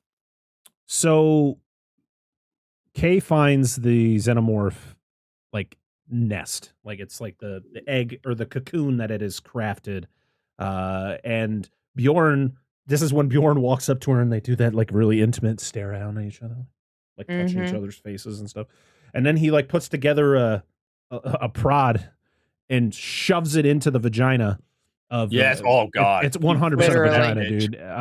Literally. It's Geiger, man. Like, that's all that. I mean, literally, a xenomorph looks like a dick. 100%. I mean, He's 100%. elbow you're deep. telling in me that this thing doesn't with look like the a cattle dick? prod. No, I don't see it. You I don't see it. You don't see it? No. That's what we call a special kind of electroshock therapy. Boop, boop. But This I love though. it's a great This- scene. Great scene. It's I because, also- for one, because the shittiest character in the movie dies. But Well, yeah, but I also love that this added its own layer of lore without fucking up the lore. That there's a secondary stage to the development of yeah, because we've never the seen xenom- this. We see Never the have. chest burster, and then the next time you see it, it's always the fully formed xenomorph. You Yep. never see the fact that like because the other movies need it to be fast. So it Yeah. needs to be little and then big. So we have that thing. Now that Fede's dragging it out, let's make it into something else. And it sheds its skin too. You see the, I was like, pick up your skin used hanging there. your used skin condom there. Yeah, it's somebody circumcised. But yeah, it turns into this like, and it kind of looks like one of the eggs, which we don't see in this movie, but No. it gives us that little bit of throwback to the egg. But I was like, I love this. It's I great. love that there's another process to how they develop. I'm down for it. Yeah, Yeah. we were talking about this. It's the same with. Oh, go ahead, Parker. I'm sorry. No, go ahead. I was like, it's same with the face huggers where they added like they may have always been this way, like the heat and the sound thing, which kind I of don't makes think they've sense. ever I don't- talked about it. Yeah. Yeah. Which I like. I was fine with like making it deeper, and then like you said, this extra stage because I think it wasn't it 3 where they also found like shedded skin before, but we never got that stage. Just like here's the Yeah, you never foreskin. saw it. It went from one thing to another. Then there was supposed to be like it could consume a dog. And I think there's it like was- the we dog always found- version. I feel like they Well, always yeah, 'cause found the dead face hugger face got a huggers. dog. They always found dead face huggers. I know in 3 there's Yeah. literally a deleted scene where the guy holds up the dead Yeah. Yeah, face hugger. And the But thing we've is, seen that. and the like, thing is yeah, huge because it's like the queen face It's the hugger because queen they're face big because I they're had bigger. that Yeah. toy. But the one Dan's talking about, I remember that scene, and it is a large piece of skin, Yeah. and it's supposed to be like the alien had shed it, but we never see. Yeah. You kind of just think like, okay, it shed it off its birthing part, and now it's going to harden into that armor it has. But this one sells it. Peel so the much skin better. back, get hard. I'm on board. I got you. I'm That's it, following. man. So yeah, so there's actually 2 versions of Bjorn's death. So of course in the theatrical version it is he gets smoked in the face by the tail like blade that the xenomorph has, and then he falls down, and of course the acid blood starts dripping on him, which burns his burns heart him alive, explodes and then his for no heart just reason. explodes. Well, I mean, if the acid Gnarly. burns into his heart, it just causes it to explode. The other version is he's actually when Kay tells him, "Hey, let's go," after he zaps the vagina, they walk away and the tail comes out of it and stabs him in the back and drags him back underneath it, and then it does the dripping of the acid blood, which then kills him in the same way. Which is fair. Like we don't see, I mean, too often. I mean, some people get acid, but you don't really like focus too much on the acid kills in the franchise that I recall. It hurts people. Like in Alien 2, people get hit by the acid through their armor, and then their arm is. Was that who was it? burnt The one for who a gets while. it gets it in the face when he's Well, because he's shooting because they don't know it's got acid blood. So you have You get that one, but even Michael Biehn gets completely fucked up with. That's what's hurting him the most is the acid blood throughout. It happens that. in Resurrection too. A few times. Resurrection. When they're doing the ladder climb. The ladder and scene, he that- gets sprayed in the face. Yep. the blood's yeah. burning him. So yeah, we've gotten it a little bit, and I'm okay with it, but I was also like, for that shitty of a character, I wanted a little bit more. Like, Yes. pull his head into that fucking vagina. Oh, and then He's it comes going out, it's head just first! it's just a skull. That's yeah, just or un- the body falls and there's no head attached Oh. anymore. That's you just know, some weird that'd been good. unbirth shit, dude. I'm just like, Yeah. Just Oh. a reversion of the natural way, man. which you know? we were talking about in the next scene that follows in North Parker. It's like when it's actually comes out, like it's like this is like symbolic of baby born. Like, you know, Yeah. you got like the placenta and all that stuff. There's a So lot of wild. fertility visualization in this movie in particular, but even in the franchise. Oh, There's absolutely. a lot That was about all about birth, it. rebirth. Yeah. And I'm glad they stuck with it. And Oh. like I said, he just goes that little extra, that little more uncomfortableness about Yeah. Fede, and it kind of lands right for me. Alien, all about dicks and what not to do with them. Exactly. That's fair. The dangers of dicks. Ladies, pay attention. They're Yeah. dangerous. Don't See- touch them. So yeah, after Bjorn dies, Kay is like, I'm out of here, and she runs away. She runs. She finds her brother with Rain and Andy won't let her in.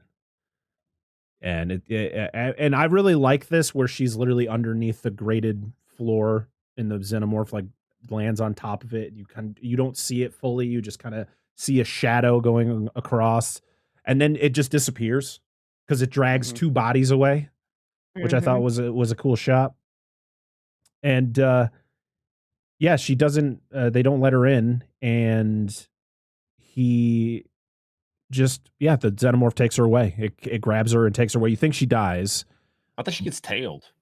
She did well, get- that's she what got you tailed. see. Yeah, I think she does. Through the shoulder, Yeah. she got tailed or something like that. Because Not it's enough to kill doing her. what Yeah. it's doing what it's done in other movies. And the fans know we're gonna see her again. Yeah. You know, Mhm. that's pretty much how that goes. But this also is alluding back. This is like a huge throwback to Bjorn's bitch about androids, because he's mad that one android made a decision, because they're not supposed to harm humans, but it made a logical loophole that if I can save 12, I have to let 3 die. Yep.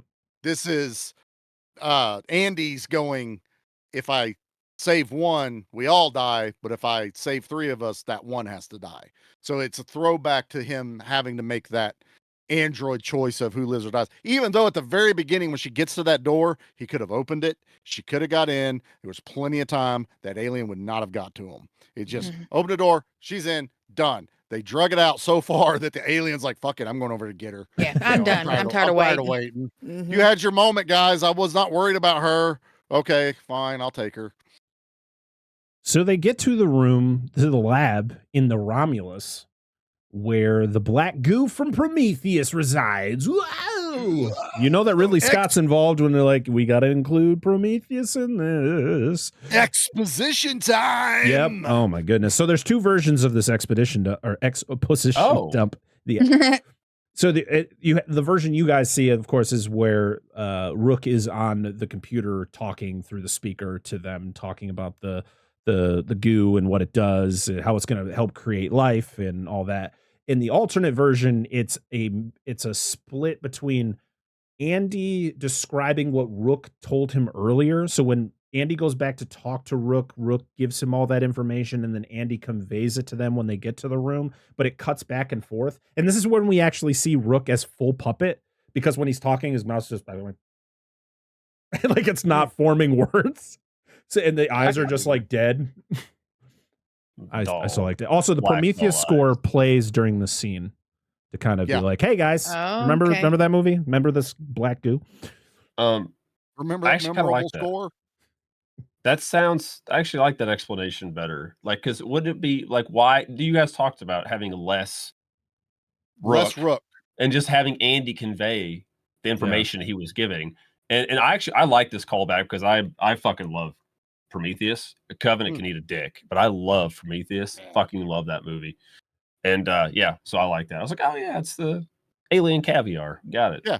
You could have literally even had Rook's voice coming through Andy at this point and got to say, you don't need to show him in the computer screen talking to everyone. He's not even in front of a fucking camera where they left him. Exactly. How did he sitting on a slide counter. over? How did he slide over with his goo and cords dragging behind him? And no, that's dumb. Dumb. I'm just camera two down, a little close up. And Yeah, honestly, I'm not the biggest fan of Prometheus either, but I like the black goo aspect and tying it into Prometheus than doing all the other alien tie-in stuff. I would have liked just that. Yeah, and I'm glad that it wasn't Michael Fassbender. Yeah, I'm glad it's too. Like showing up. Because Dave, I I'm fucking done. hate his character so much. Oh, he's the worst. Yeah. And if you wanted to be and go a little deeper on your own, you can almost like look at where David was a synthetic and he's the one that basically created, the killing machine we have now and found that the goo originally, that somewhere through other synthetics that have been done off of the David platform, that all of them have that little bit. Like this Ash or Rook version was able to go into the archives and figure out how to make this goo based on the what David had discovered earlier. Because we That don't, pisses me off.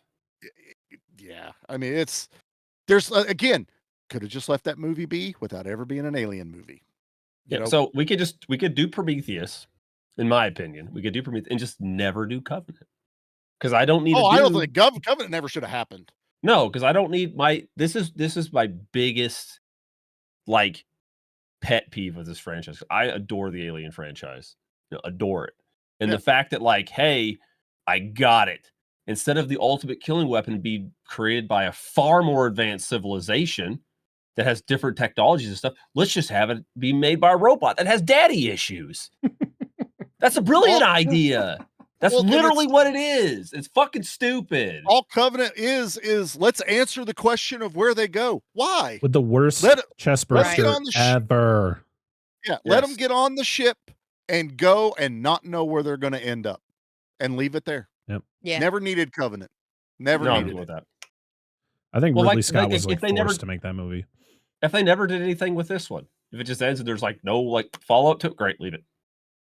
Yeah, I don't need direct follow-up. You yeah. could do another Alien movie, but don't be a direct follow-up to this movie. Just let it fucking go. Right, because he's talking about doing his next one. I hope it's not right after this. I'm done with these characters. Yeah, we don't need this character. We got this story. I know what happens next. I don't want more Ripley. 2. I don't want any of that.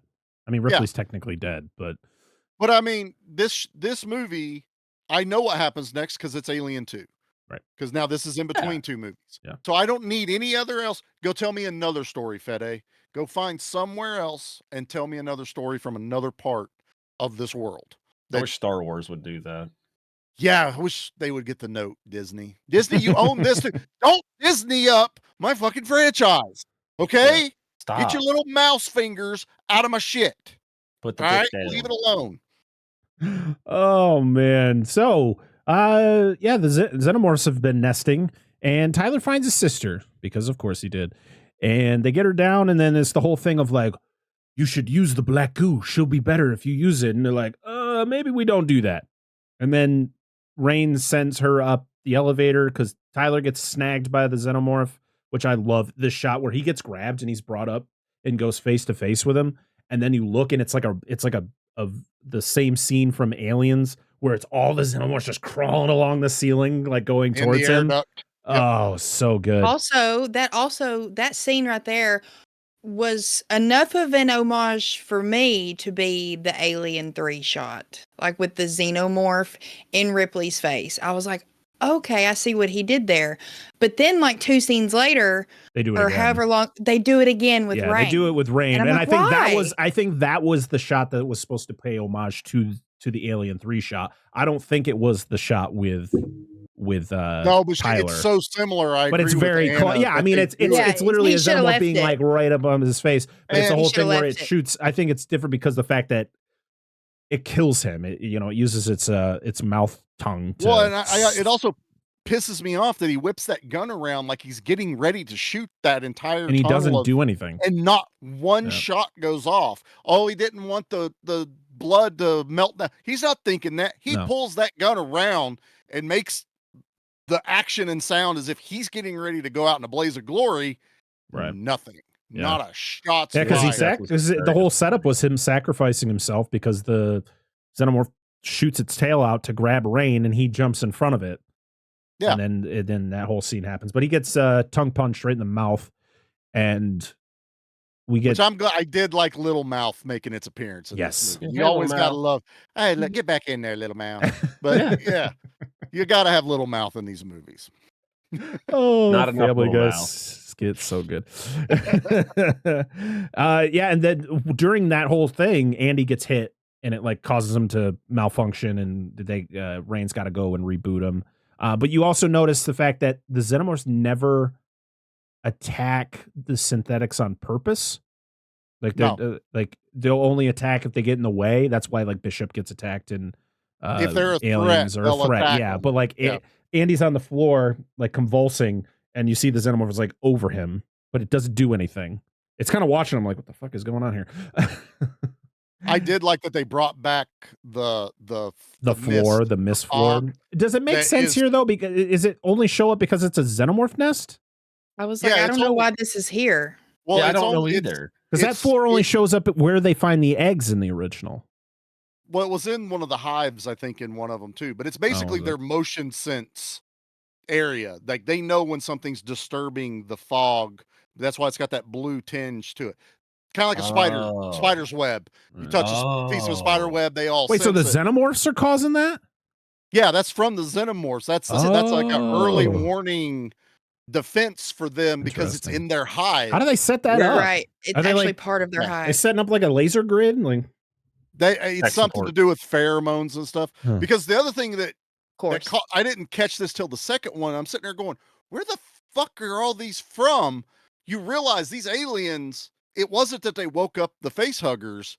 These aliens have been on this ship the whole goddamn time. Yeah, they're Right. just Like, on the they other had- side. Yeah, they Yeah. have taken over because that's all of the passengers crew, of yeah. Romulus and Remus are over there already. So they were filling and face hugging and doing all this other shit, and no one knew till this big reveal. And I was like, okay, I kind of dig this.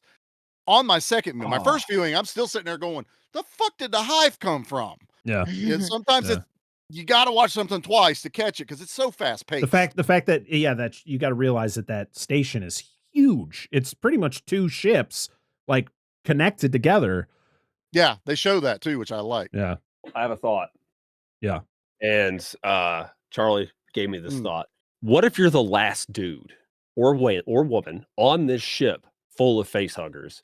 And I just got the image of the meme of the one dude person sitting on the couch and just face huggers all behind the couch. Oh my god. That's No. only one hole, bro. Only one hole. Well, I need Some someone face to huggers are getting I experimental. am making this. I am making that happen. Please. I am making Please. that a thing, and I am posting it on Instagram. Hopefully, it Please. doesn't get flagged. Two of them in the back are talking. Why do we always go for the mouth? They have other holes. Oh, holes is holes, bro. Holes is holes. Oh my god, I'm dying now. Oh Lord. So Do you think there'd be so many eggs? It would just be like a pinata. They just explode. Yeah, Babies again, everywhere. it's the sperm going towards the egg. There's only Yeah. one egg, and a million of these little fucking fuckers running around trying to get to oh it. my god, That's face so good. huggers versus a host. That's Even amazing. more, visualization of fertility in this movie. Oh. This is the weirdest gangbang I've ever talked about. We just unlocked the Oh. new kink for a whole bunch of people. All right. So we get the zero G shootout with the Xenomorphs. We didn't talk about the whole again a callback to Aliens when Ripley is shown how to use the pulse rifle. We get that again with Rain and Tyler.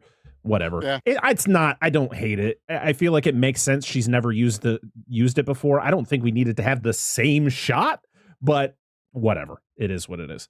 At first I hated the auto aim, but then I was like, if they don't do it, she has to be a Mary Sue and be really good at shooting aliens, even though she's never held a gun. So, and I was like, and the technology could technically be there. Yes. It could be a certain type. Mm-hmm. And in Aliens, Apone, or not Apone, but Vasquez and I can't remember his name. They had their gimbal guns, but they were also somewhat motion controlled for them too. Smart guns. So I let this one go. I easily could have hated this. I hated it at first. When I saw it in the theater, Yes. I went, are you serious? Like, we're getting the same scene, but it made sense because she's never used one before. And I didn't mind the auto aim once we got to the scene where she has to shoot them all. Cause it's like, there's no way she's going to hit them all. There's like, you wouldn't have been able to do it. There's like, Fast as 50, fuck. there's like 50 of them. There's no way. So it makes sense. To be honest, I like the 0G, her and Andy having to dodge the acid blood and getting through. I think maybe it's the CG wasn't totally great. CG was not great, but it's also just like it's a Band-Aid. Like, you're fucked once the gravity goes off. Right. That was my thing. Everybody keeps forgetting the gravity, but also they show a shot of Andy hanging onto the railing, and I'm like, well, he's the smart one. The blood's not down there. He could have just crawled along the railing under the blood. It's not as dramatic, Charlie. She's trying to do fucking Catherine Zeta-Jones and she's like shooting the gun to like propel herself too at one point. I was like, holy shit, okay. I honestly, if I wasn't already enjoying this movie, that one really probably would have sent me over the edge going, oh, hey, this is dumb. And then obviously the gravity does turn back on.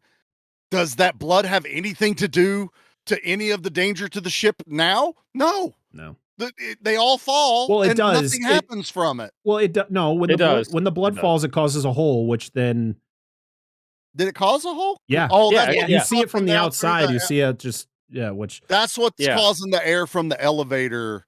The elevator then seals that gap to keep it from. Okay. So I will devil's advocate this movie slightly and say that is a payoff that they could have easily. They're like, no, I'm not finishing that idea. I could see somebody making that in a film, like, the acid blood, they get around it, and then everybody's fine. But no, they actually like allowed it to conclude.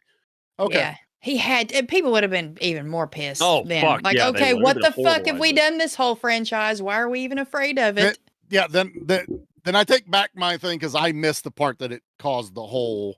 I don't know what it is. This is also where I get irritated at the Andy bot because she's able to like deprogram him a little bit and he goes right back into being decrepit Andy again. And I'm just like, nah. I don't like that either. I think it's because, we had like the other Andy like played had his purpose, and then we gotta go back to the one that we feel bad for. He was cool though, and I liked him as they should have just made him the villain. Or just have it change his tragic personality, but let the update stand. Yeah. But no, they gave him a cool. I mean, this whole elevator scene, which we might as well just get into it. The elevator. There are aspects of this next sequence that I love, but mostly I hate this elevator sequence, and it's because of just, for instance, they go up, she falls. Why the fuck does a xenomorph catch her? Exactly my question. To do the face-off scene and be cool. It did make sense. It does actually. It does. It does. And this is why I think it does. Say what I'm thinking. So why? Because the xenomorph wants to nest her. Yeah. Yes, they are designed to procreate. Is that Scorch? Which the nickname they give the first xenomorph that we see, his name is Scorch. What? Yeah. What's the electric in its head all the time? Like it has. Yeah, that's from Bjorn shocking him. Right. No shit. It kept doing it. I never realized that. The rest of the movie. Like it does that close up to her, and you see in the scar, it arcs again, and then it does it one more time. Interesting. I actually didn't even notice that. I took it one more from what Dan's saying about the nesting. It's the same reason Ripley was chosen by the xenomorphs because she would produce a queen. There's no queen yet. Right. So there's a potential Could he be, yeah. saw in Rain that could produce a queen. Yet they don't dig into it, which, yes, that would have been even more of a dig on Ripley. But this is where I got like, how fucking powerful is Andy in this movie? Because he's holding one arm that elevator. One arm elevator. Hey, when he's trying to open doors, couldn't open the other one. I'm gonna look at the camera real quick. Hey, tech companies. I'm in real close. When you decide to create, synthetics like this or whatever, maybe don't give them super strength. All right, because it's probably going to turn out bad for you. All right, just don't do it. Yeah, just don't do it. Yeah. Yeah, that's my PSA.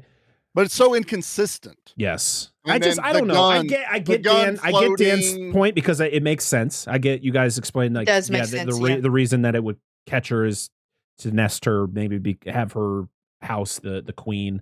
But with everything that comes after, it's it's all a setup. It's a setup for the face-off scene. It's a setup for get away from her. Which, to be honest, the face-off wasn't. Bitch. I didn't hate it. It was Andy dropping down and shooting the xenomorph after he shoots the facehugger, which then sets him up falling. And to be honest, I didn't mind the scene until he gets on top of it, shoots it a bunch, and for one, does none of that acid blood spray back at him when he's shooting at it 1,000 times? That doesn't make any sense. But also, the line didn't need to happen. And when I watched the behind the scenes, they actually try to justify using it. Fede goes, somebody came up to me and said, "Hey, what if you gave him a one-liner after he shoots it?" And then someone suggested the "get away from her, you bitch." And he was hesitant. He was hesitant at first, and then he said that they screened it with the line, and they said that fans went crazy for it. Bullshit. 100% bullshit. No way. I was in the theater. I respect the people in the theater, but inside I was like, I want to scream, be like, why? You have set up this entire movie to do exactly what it should have done. I don't know what he would have said off the top of my head, but it should have been a dad joke. Exactly. Make up That's your what he's own known line. for. Yep. It would have been the only time Dan wouldn't have rolled his eyes. He'd have been like, okay, I get it. Yeah. Well, I would have been fine if maybe we didn't. Maybe he just came down, like hopped down the ladder or whatever, and just kicked it the fuck off of her. Right. And then just shot the face hugger. But also, and why would he swear? He's never swore this entire time. Why is he swearing now? That's the one thing because he does the glitchy. He's like doing the glitchy. Yeah. He goes, get away from her, you bitch. And I was like, oh, it's even worse when he does like the stutter. I get that's his character, but stutter. I hate it. It's the worst part of the movie. It's my least favorite. When that happened, I went, oh, people are gonna fucking hate this, because I hadn't seen any reviews. I didn't listen to any podcasts on this movie, and I knew as soon as I saw that, I went, people are gonna fucking hate this scene. I was keeping and away people are from gonna hate this movie because I saw of that scene. and I went, that's what Anna hated. That's what it was. Dude, in the theater, I'm sinking. I'm saying, don't say it, don't say it. And then he says, you bitch. And I was like, fuck this movie. I'm done. Lord. All right. Well, the xenomorphs are gone. Kay's back. She gets put into a pod, and the Romulus, literally they get off the Romulus as soon as it starts making impact with the rings, which is like, what timing, right? To the second. Yeah. And glad I didn't float in the blood any longer. Hey. And the craziest thing was, I'm watching it in the theater going, oh, all right, I guess that's how it ends. We get a whole other act, baby. And that is the Prometheus part of the movie. And that is Kay. You find out that Kay injected herself with the black goo, and she goes into the pod, and we get the whole thing where Rain is now in like her sleepwear, just like it's kind of a callback. It's a throwback to the underwear without being underwear. It's a tomboy version. It's a tomboy version of Ripley, and it's fine. No complaints. Yeah, I don't care. I really don't care. Then she hears screaming. She goes down. Kay is fully formed, fully big belly. Dude. Starts giving birth. She gives birth to this like egg that Rain immediately grabs and runs out. And then it starts burning her. So she drops it, and it like burns through the floor. And when it starts to open, there's a baby inside. There's a tiny little ugly ass baby. There. Hey, that Oh, Google no. Gaga. Yeah, and it Yeah, baby. falls through the floor Damn, down that's into ugly where ass the baby. storage, where like it's like sand or something down there. I don't know what the It's fuck the is. stuff they're mining. They're from mining, the yeah. planet. I have a question. All right, Please. What's up? I have Go a for it. question. This is the only time I can ask this question, but it's been bugging me all day. So they're going into cryo sleep, right, to get to this other planet. Mm-hmm. She was She's pregnant. Yeah. Well, how is that going to work? Does that stop like the? To be honest, That's what I process? was wondering. I don't know how that works. That's a good point, Charlie. Yeah, Yeah. that's been It's in- bugging the fuck out of me all day. Going, well, they like everyone still ages. Yeah, I don't know. You're Yeah, just you're to be honest, I asleep. never thought of That's it. a I good did. I never point. thought of it. Yeah, No, they don't age. Because Ripley was in containment yeah, for between 52 1 years. and 2 for Yeah, 52 for 52 years. years. That's right. Yeah, she was the same age. when Yeah, she they don't woke up. age. Okay. Yeah. So it would stop the development. So basically, if In you had theory. a baby, you could time travel. In You could theory. Be a tiny baby and go somewhere for 20 years, and you're still a tiny baby in 20 years. In theory. In the Alien franchise, yes. That But, was, but sorry, go go ahead. ahead. No, I was I'm gonna say going- that- please. No, I'm about to go on a rant. You finish. That's what I was about to say.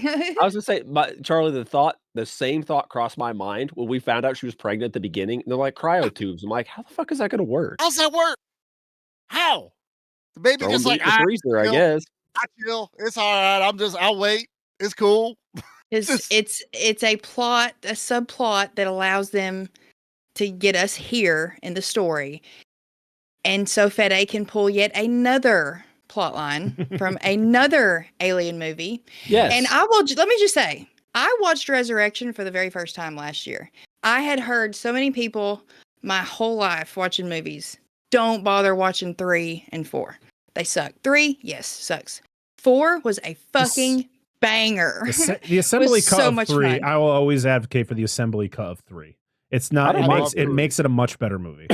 I love Yeah. 3. I love 3. But Just- Resurrection. Resurrection's a fun. lot more fun than people get a credit for. the worst part about Exactly. the worst part about 3 is the injustice they did to the characters in 2. Yeah. In my Yes. opinion. is the Killing worst Newt part. Bingo. and- they Absolutely. threw away Michael Because- Biehn and Newt and Yeah. all that stuff. Yeah. Yeah, they Yes. For they sure. literally put Bishop in the trash. Yeah. So, Oh, yeah. literally. Yeah, I mean, I'll give you, but the acting in 3, the Dude. ensemble cast that they have in You got that. Charles Dance, baby. I Like, Yeah, I love him. Come on. He was looking fine in that too. and you have David Fincher at director. Like that was his first Yeah. movie, and Dude. I mean Baby he Fincher. hated it, but Yeah. And that ending, love it when she jumps off that thing into the furnace and that and the freaking the test burster comes out queen right as she's about to comes get there. out and Yep. she grabs it, holds It's it tight, and fantastic. falls. Yes. I want that ending of her falling into the lava, holding the chest burster, and in the background just playing in the arms of an angel. In the Oh my God. arms No, no, of- No, actually, that's a Mother's Day Alien- card you have to make for your you have to make that as a Mother's Day card and give it to somebody. Thank you That's for dope. Happy allowing Mother's me. Day. Happy Mother's Day, Mom. Thank you for allowing me to be an endoparasite. Anyway, Alien 3 is one of my favorite kills in the Alien franchise. It's like nobody ever fucking talks about it. We talked about it, we covered it. It's when that one, it's toward the end. I don't even fucking remember, but they're running through all those Oh. corridors, and that one dude gets like fucking alien hits him in his head, just smashes into the top of that Yes. doorway, and just gets fucking Yes. domed, dude. It's so good. It also Nobody has talks about it. the best alien kill when that lead lands on top of it when they finally pour Yeah. the shit And it down just on it. pretty good. explodes. Yeah, And it it's was cool. just, but it starts slow. And Yeah. it's like covered in that silver goo and it starts cracking. And then Shatters like Whoa. glass. I love Right. Alien 3. I will fight for Alien 3 till my dying breath. But I Yeah, do love Resurrection. Carry too. on. Resurrection's awesome. Oh no, but everybody hated Resurrection that I'd talked to over the years, and I just heard bad things about it. And then I was like, why is everyone complaining about this? This is awesome. And I really liked the hybrid in Resurrection. I felt sorry for it in a weird way, and I did feel it for this one a little bit, especially when it's like crawling toward Kay. And we see breast milk is not breast milk; it's, It's like black fucking goo. goo. Oh my Give me god, some of that was so titty gross. tar. Titty tar. Also this That's a bumper sticker. Absolutely. creature is Is- or called is the a dude. offspring is Romanian basketball player named Robert Bobrovsky. He's like 7 8 foot foot tall. 7. Yeah. Yeah. So it was Ironically all named after- practical, other than Well, that's great. other than the tail was CG. I love just- that it had the little nodules on the back from like the spines from some of the Yeah, xenomorphs. It's would got have the it, but they were xenomorph just- tail.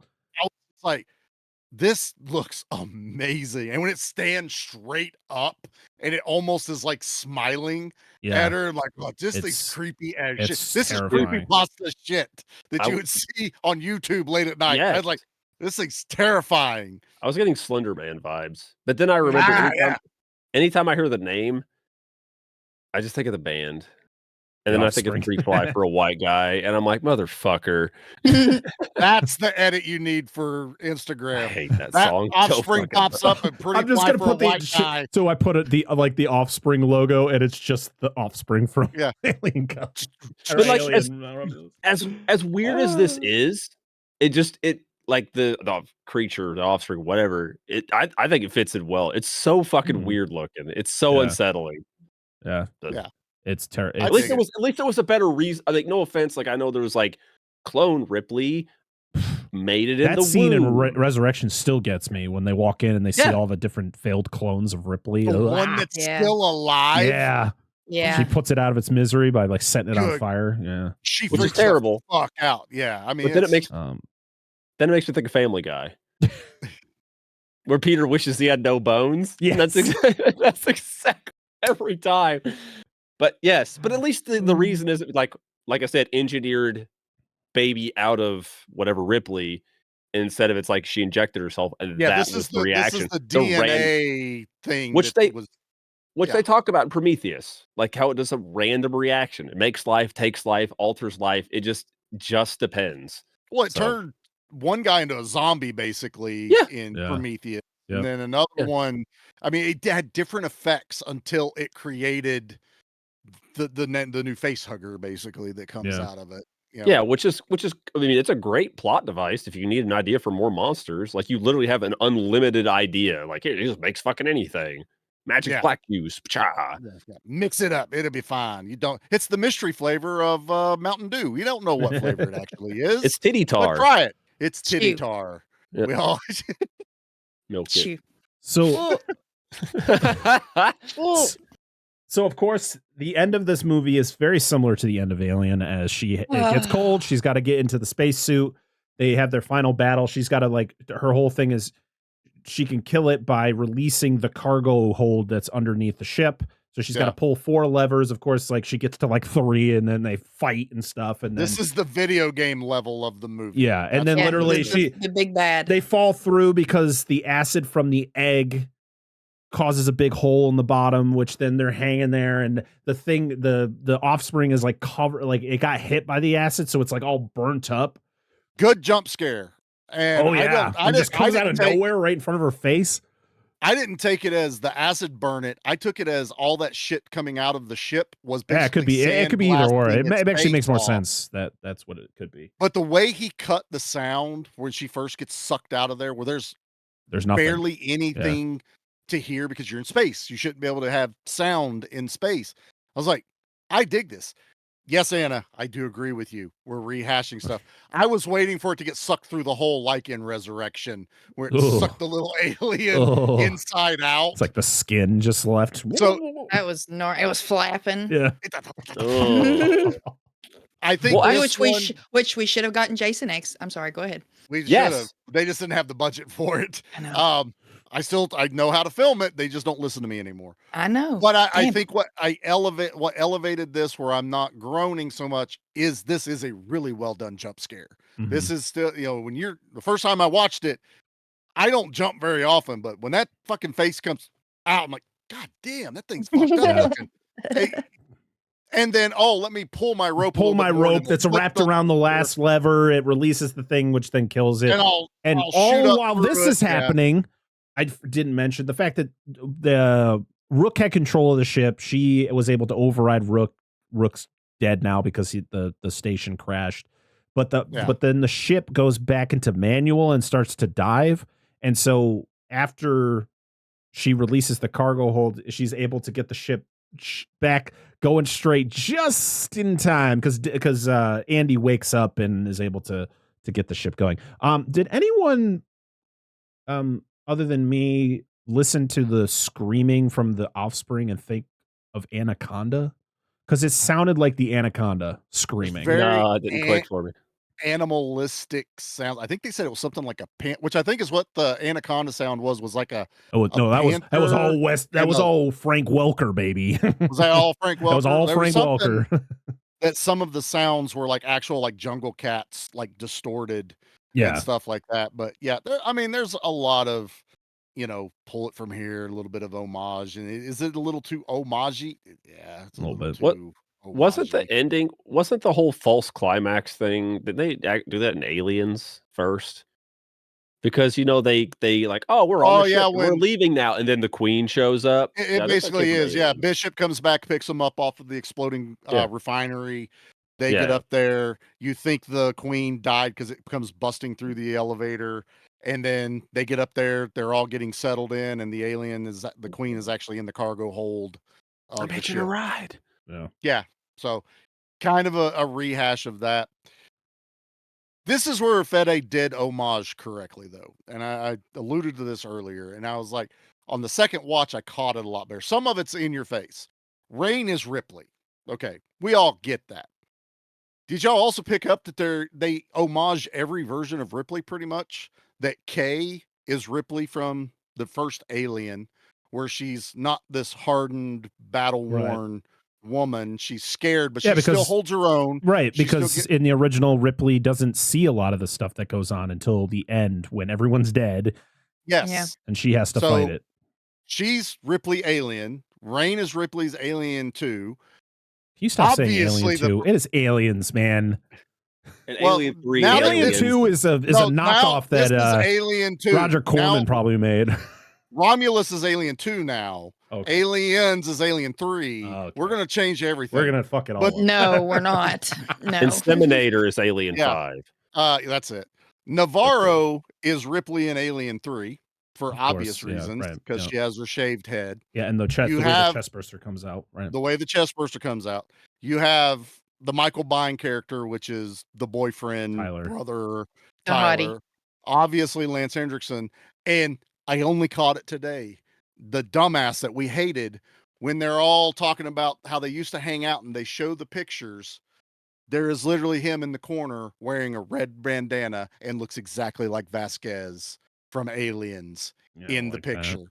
But it's subtle where it's not in your face, but he was able to give each character some kind of tie back into one of the other movies without going, hey, look what Navarro, fine, she could have just had her head shaved, but the whole time I'm sitting there going, Alien 3, Alien 3, Alien 3, Alien 3, every time I saw her on the screen. And his hair, too, even though he didn't wear the bandana, it was very much like that shaggy kind of bowl cut look that Vasquez had going on.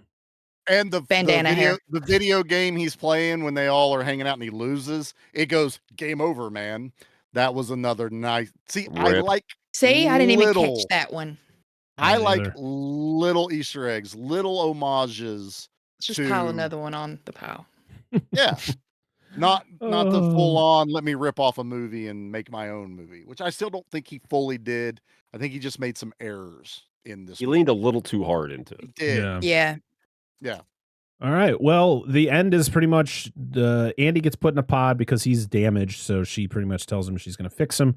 And then she does a final cryolog, which is a thing that is just done in every movie in the franchise. So why not have it here? Like we can't even say that it's stealing it from one movie. Every movie in the Alien franchise has an end of movie cryolog. And that's the only thing saving it from adding it to the pile. Yeah. So that's it. That is AlienRomulus from 2024. Okay, we're going to go around the room, have quick thoughts, our final thoughts on what we thought of the movie. Let's start with Anna because, she went into this disliking this movie. I know she disliked it very much after her first viewing, but I want to know what she thought after watching it again and talking about it. Lay it on us, Anna. I liked it a lot more the second time. And the little stuff that you guys pointed out that I didn't catch, I would actually like to go back and listen a little better for. And like I said earlier, I think if he took out 90% of the homages and stuff he pulled from other movies, this is a better Alien movie. It doesn't take me out. It doesn't make me sit in my chair and count and write in my notes. This is from this movie. This is from that movie. I shouldn't do that in 2024 with an Alien movie and with Fede Alvarez. And I was like so disappointed in so many movies I went to see this year, last year. And I was like, yeah, Alien, Fede Alvarez, this is going to be a banger. And he shit all over my dreams for a good new Alien movie. Damn So, you, I mean, Fede! damn you. He's got some making up to do. That's all I got to say. But I mean, I'm a completist. I want to watch the show that's coming out because Timothy Oliphant's in it and I love him. I'll watch anything he's in. And I do still like this franchise, regardless of the duds that happen here or there. And Right, hopefully, if he does we're gonna cover it together. Me and you. We're gonna do Alien. the It's gonna be show, a lights oh out. hell yeah, let's do it. I'm down. But yeah, that's pretty much it. I mean, if you're an Alien fan, check it out because, like you said, Oh, it's very absolutely. divisive. You either love it or you hate it. And I even said that to Pete. I told Pete, I was like, I think you'll like it. And he was like, what does that mean? And I was like, don't take offense to it. I'm one of the weird ones I feel who didn't like it. So, but yeah, it is what it is at this point. It's beautiful. And there are some great moments, but too much pulled from other people and other movies. Charlie. I enjoy this movie a lot. Visual treat. Absolutely adored the practical, the CG mix, heavier on the practical. The world building it does correctly. I am down for. I can poke holes in anything, especially in something that I've been a fan for 30 plus years. I mean, it's almost kind of not fair whenever, hopefully someone watches this maybe first and goes, wait, there's more? And they go, and this doesn't ruin anything. You can go back and watch Yeah. Alien after this, or Aliens, as Parker has been so adamant about.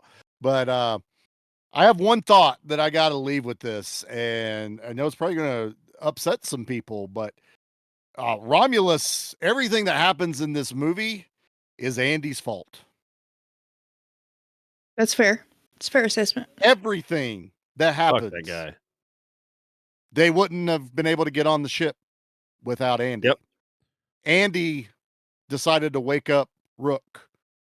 Andy made all the decisions of when people were going to live and when to die. Andy is the reason Rain keeps going back. I would say the other Andy. It's the other Andy's fault because it's Both two Andys. completely different Andys. Both Andys. Because the other Andy is a burden onto Rain. She's hanging on to him for no reason. Oh boy. And it's holding her back. And we have other Andy, and that's who she's holding on to. She goes back into the ship to save Andy when she could have got on it with Kay and got out of there. Every bad decision in this movie is Andy's fault. All right, I'll give it to you. That's my spicy take on a movie I do enjoy, and I've watched it twice now. I'll watch this again. This will end up in rotation. I had enough fun with this, and I can forgive some things. I do have a habit of it's hindsight's 2020. I'm sure if you talk to Fede now and go, let's be honest, just me and you right here, what would you do different? He'd be like, oh shit. I have So much. I have 7 notebooks, and one of them says, this is what Anna said. That's one of the notebooks. It literally says that. Here you go, sir. Yeah. But this is fun. This is worth a watch. It's a good addition. I like what's considered the bad Alien movies, not the AVP movies, but it's hard to have a bad Alien movie except for the AVP movies. But yeah, I like it. Fuck you, Paul W.S. Anderson. Yeah, you piece of It's shit. the only time I'm going to side with you guys about that. Yeah, he never should have touched this franchise. Bad. Dan, what do you got Hello. for us? I thought this movie leaned too hard into latter Alien films for me. And what I mean by that is tone it the fuck down, please. Like Amen. I was thinking Eddie or not Eddie. What the fuck? Andy. What's his name? Not Andy. Andy. The fucking director. Oh, Fede Alvarez. Fede. Alvarez. Fede. There you go. I forgot the F and other letters. Anyway, so Fede Alvarez. I think Fede Alvarez is an Aliens fan. I don't Based know. on He watching the says film. he says that he is like Alien is one of his favorite movies of all time. Well, that's true. That's great. But I got a feeling he probably likes Aliens more than Alien. The reason why is because this feels more like Aliens on. Because obviously not everybody wants to go back to like the one Alien. But like True. the moment, like, and I like this movie. I did. Just tell everybody just ahead of it. I did. But when we're like face hugger, a lot of face huggers, a shit ton of scuttling face huggers. That's great. But when I seen that in the trailer, I'm like, I don't know if I'm going to like this movie as much as I think I'm going to, because I like the less is more approach. Like, I don't want to watch Friday the 13th and have 500 Jasons coming after me. I want to watch I want the want one. it. Give it to me. Very true. That's fine. If that's what you want, that's Swarm great. of Jason Jasons. XXX. No, it's like Triple hundred. X, It's You might get like more than you hundreds of bargained for. beavers. Or was it hundreds of beavers? But it's hundreds of Jasons. Sure. Yeah. But for me, that's get where not you're what I going, yeah. want. Yeah. So like, but what I'm saying, like, I don't mind a couple. Like, if you had a few xenomorphs or a few face huggers, I just thought they leaned into like the shit ton and the big action set moments. That's not what I want. That's Alien is my favorite of the Alien movies because I like the slow. I like it. How the movie's done, how slow it is, how dark it is, how claustrophobic it is. I like that. And you do get some of that in this movie, but then you get these huge action set piece moments. And I always, not shitting on it, because I didn't mind Alien Resurrection, but I always think the fucking underwater scene in Alien Resurrections. And That's I'm like, scary. dude, like, I For me, it is. don't want, I know that's fine, but I don't want that. Like, I want, That's fair. and I know other people do. And that again, you can't Right. carry everybody, but I still like the film. I still, and like, they can be fun. And I like the new creatures that get added. I like the new lore that's added. I thought the beginning was a little too slow for me. And I know how we're setting up Rain and Andy stuff, but then we got like this other crew of people, and I'm glad you pointed out the reference to what they're supposed to be, Charlie. I like Yeah. that. But Yeah, like, you I get do all these too. people, and like the first thing I'm seeing every one of these motherfuckers is fodder. Oh, there's And, like, no likable character Not really, really, in no. this movie. Like, I didn't mind Rain, and I liked Andy. Good and bad versions of him. I like both aspects of Andy. And it fucking bothers me because this whole fucking movie we're talking about Andy, and I just think of Toy Story. Yeah. The whole fucking time. Because like, I just assume her dad found him and he had Andy written on the bottom of his foot. Like, oh, let's take him home and name him Andy. And like, he's like a thing to a lot of people. But to Rain, he's not. Disney. He's the person. Yeah. So that's the thing. Charlie's like, That's what I'm hold saying. up. Oh no, But- come on now. Don't be talking about the mouse again. No. I'm not trying to shit on this or nothing. But these are my observations for it. No, but like you 100%. said, the way the film shot's beautiful. The atmosphere's fucking great. I didn't mind the music. It's got some pretty good tense moments in it. And I don't know where I want to put this. I know we're going to talk about in the echelon of Alien films, but I do like Mhm. the movie. But again, not without its flaws. I like the tie-ins, the callbacks. I think they're a little heavy-handed on some of them, but still fun. I think it's a fair assessment about it. Mhm. And I think I- I'm with you that ultimately I want to be scared again like I was the first time I watched Alien. Right. Yeah, And because I thought this was going to be our chance. We've had bombastic Alien movies yeah, since. Mhm. Alien 3 tried. yes, It's because you just closest had like, the tried. one. You just got the one, and they tried, but you lost the claustrophobicness of it because they were in a Mhm. huge compound. And I think that's what a lot of people were hoping. They were hoping that this was going to be like a mix of Alien and then the game Isolation. Because Yes. when you play that, fuck. Like you got nothing in that game and you're just trying to live, basically. Yeah, and that's what back I to the thought we were gonna That's get, back because to Alien, where it's you against one xenomorph. right. Which is, Yeah. I think, ultimately where someone needs to go back with this franchise. yes, Not to be better than Alien, but get us back to that. We don't need the hive anymore. We don't need an army of xenomorphs. We just need one-on-one, one-on-two even, I'm okay with. But get us back to that. Always worried about what's around that corner. Yeah. You know, Yeah. and drag that dread out. More No. horror than action. Yeah, way more horror than action. Exactly. And I think this is leaning more to the horror aspects because of, who did it. But then now I can't think of this group of teens with their robot sidekick, and I just think of a Scooby-Doo fucking show. Like, I'm not shitting on it, but that's kind of like a thought I have in the back of my mind. It does now when happen when you go with the younger generation, which I'm not always against, but they fucked it up so many times in other Andy's movies. their Scooby. Yep. Ruh-roh. Ruh-roh. For real. Big ruh-roh. Fede. Rasararian. Ruh-roh. I mean, it's just... I don't know. Don't be scared to try something new, which I feel absolutely. like he started out doing, and then he just got caught up in the fandom. Yeah. And I think we all would have done it, especially when you have Ridley and James cheering you on. There's even a thing I read where Ridley told him the first cut of it. He goes, "You've done too much. Bring it back." So I guess there was like a longer cut of this movie. Of course there was. And Ridley's like, "Bro, no. You're doing good stuff. Pull it back." Fede, Yeah. come in real close. Yeah, Fede, come in real close. Let's talk real quick. Right now. I just want to see Tony Scott smack him. What the fuck you doing? Yeah. What the fuck are you doing? Tony Scott. What's Tony Scott doing there? Tony Scott's not even alive.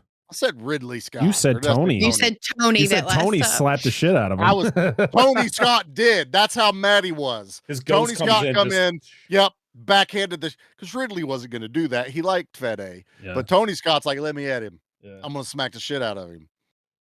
Oh, so yes, this is my third time watching this movie, and you know what? I still enjoy the hell out of it, for even after the third time. I actually watching the 4K Blu-ray that I got. It actually looks beautiful. It's a great, like I said, I think the Rook scenes look way better than the two other viewings. So, the first one in the theater, and then of course the one that Hulu has.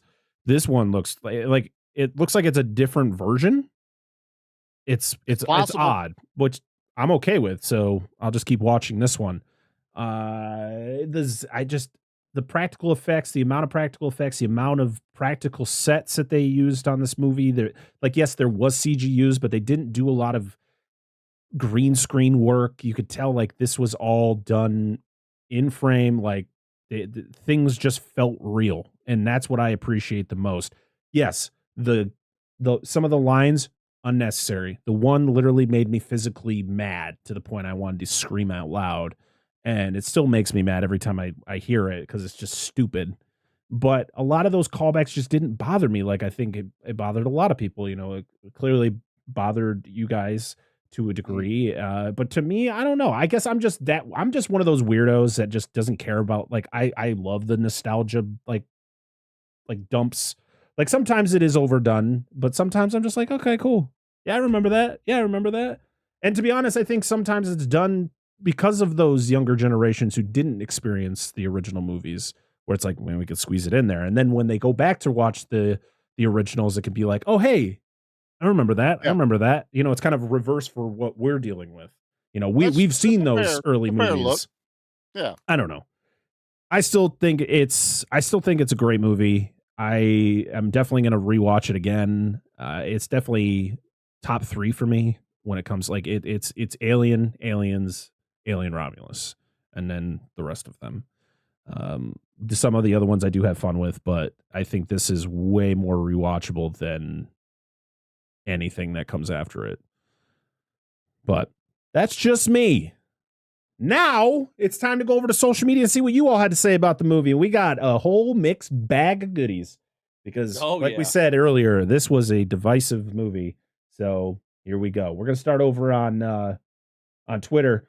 Our first one is from All Things Movies, or that movie page. Massive disappointment. Just falls into the same old legacy callback stuff that we get all the time now when there's a far more interesting film buried somewhere in there. Our good friend Dustin from the Flicks and Friends podcast says, give Fede the keys to these sequels. The movie looks beautiful. The practicals are amazing. Sure, could have done without Rook because that deep fake looked pretty bad, but that's it. There is one line in this movie that's considered fan service, and with it being at the end. Our good friend Mickey, or cell phone Silver keys, Fox the Silver himself. Fox himself, says, I loved it. Beautiful cinematography, great sets, intense scenarios, and David Johnson deserved an Oscar. Hey, Internet, Eric here says, loved it. In my top 5 horror movies of last year at number 2. Movies for Days says, a soulless nostalgia bomb loaded with cringe moments and poor choices. Still a decent enough roller coaster of a flick with pizza and friends. I like it better than Prometheus and Covenant, but that's it. And Anthony Hudak. I kind of agree with him. Okay. And Anthony Hudak says, generally surprised, and it felt like a true return to form. There's nostalgic callbacks that I could have done without, but the horror and shock were excellently done. Andy and Rain were great. David Johnson deserved some nominations. And then we got a couple over on Instagram. Our first one is from Big Optimist 33, who says, I really enjoyed Romulus. I don't think Andy should have said Ripley's famous line in Rook's CGI was rough. Overall, I really enjoyed the film. And then Bucket of Chum podcast said, a friend of mine just sent me a copy in the mail. We saw it in theaters and I had a blast. I get people's problems with it, but I think it's great. Also, currently playing Alien Isolation, which is also great. Better than Prometheus. All right. Thank you so much for leaving your comments. Make sure to follow us on all the social media apps. We're either at Dissect That Film or Dissect That Film Pod, where I literally post what movie we're going to be covering, and we want you to respond to your thoughts on said movie so we can shout you out on the episode. Oh, you know what? I knew this was going to be a long one. There's a lot to talk about. I think we've squeezed it dry. I think we've talked all we can talk about AlienRomulus. Next week though is Valentine's Day, everybody, and we're going back to Valentine's Bluff, as we're going to be talking about the 2009 My Bloody Valentine. Nice. So very excited. Last year we covered the original. That's a good one. This year we're going to be covering the remake. We're very excited. We're actually going to have our good friend, official Joey C, back on the show because it is a holiday movie. So we have to have our good friend Joey C. Joey C. He is good shit. We're very excited. Yeah, it's been a while since I've done this, so I'm trying to remember all the things I got to do at the end of the show. Hey guys, thanks so much for being here. Thanks so much for hanging out with us for almost 3 hours. Thanks, man. This was fun. Yes, this was a blast. Thank you for hanging out and talking AlienRomulus. So now it's time for you guys to share what you all are doing and where we can find you. And I don't care who starts. You guys do rock, paper, scissors. Ladies first. Anna, hit them. Well, I'll let Charlie talk about Gimme Back, but I'm one of the hosts over at the Barrens Hideout, along with our good friend Dustin and also Little Dustin.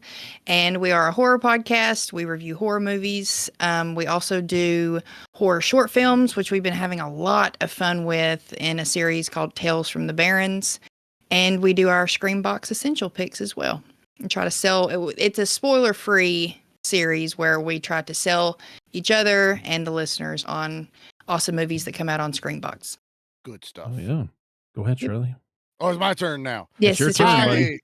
I am 1/4 of the hosts of Gimme Back My Action and Horror Movies, the podcast. Anna is another quarter of that. Also with our hosts, Nate and Pete. We are, I haven't done this in a long time either. It's been a while since I've guest hosted. We are a nostalgia podcast every other week, alternating between action and horror movies, mostly from the VHS era, but we've been doing some more recent movies as well, kind of broaden our horizons. And also, I am 1/3 of the Be Action podcast, where me and my big brother Dustin, Big D from the Barrens with Anna, we're all one big happy family. That's what we are. Yeah, we are. And the man, the myth, the voice, Mickey the Silver Fox is also on that show. It is on the Gimme Back My Action and Horror Movies podcast channel. There is not another channel to follow. There is not anything else extra you got to do. You listen to one, you get the other. I'm just a giver like that, you know. Also, I don't want to put all the other work into another podcast. It just seems easier this way. But yeah, we're on Spotify, Apple, everywhere you can get podcasts. We are on Facebook under Gimme Back My Action Movies, the Facebook group, Gimme Back My Horror Movies, the Facebook group, and all the shows are on Instagram separately, including Be Action. And wherever else Dustin has opened up a new social media account so he can vote on polls. To vote, yeah. Oh yeah, I forgot Yeah. to mention that. Yeah, you can find us on Spotify, all that good stuff. Oh yeah. Instagrams, Facebook. We all share that. all each other out. If one puts an episode out, we're all sharing it out there. Dissect that film. We Mhm. are one big happy family. Yes, yes. And all the links to all those shows are going to be in the description or in the show notes of the episode. Really long. Yes, Really there's long. going to be a lot of stuff in the show notes for this That's week. right. Just keep scrolling. Just scroll all the way through. As for us, we of course this is our season premiere for season 3. We are going to be entering into our 5th year of the show. Our 4-year anniversary is coming up in a couple months.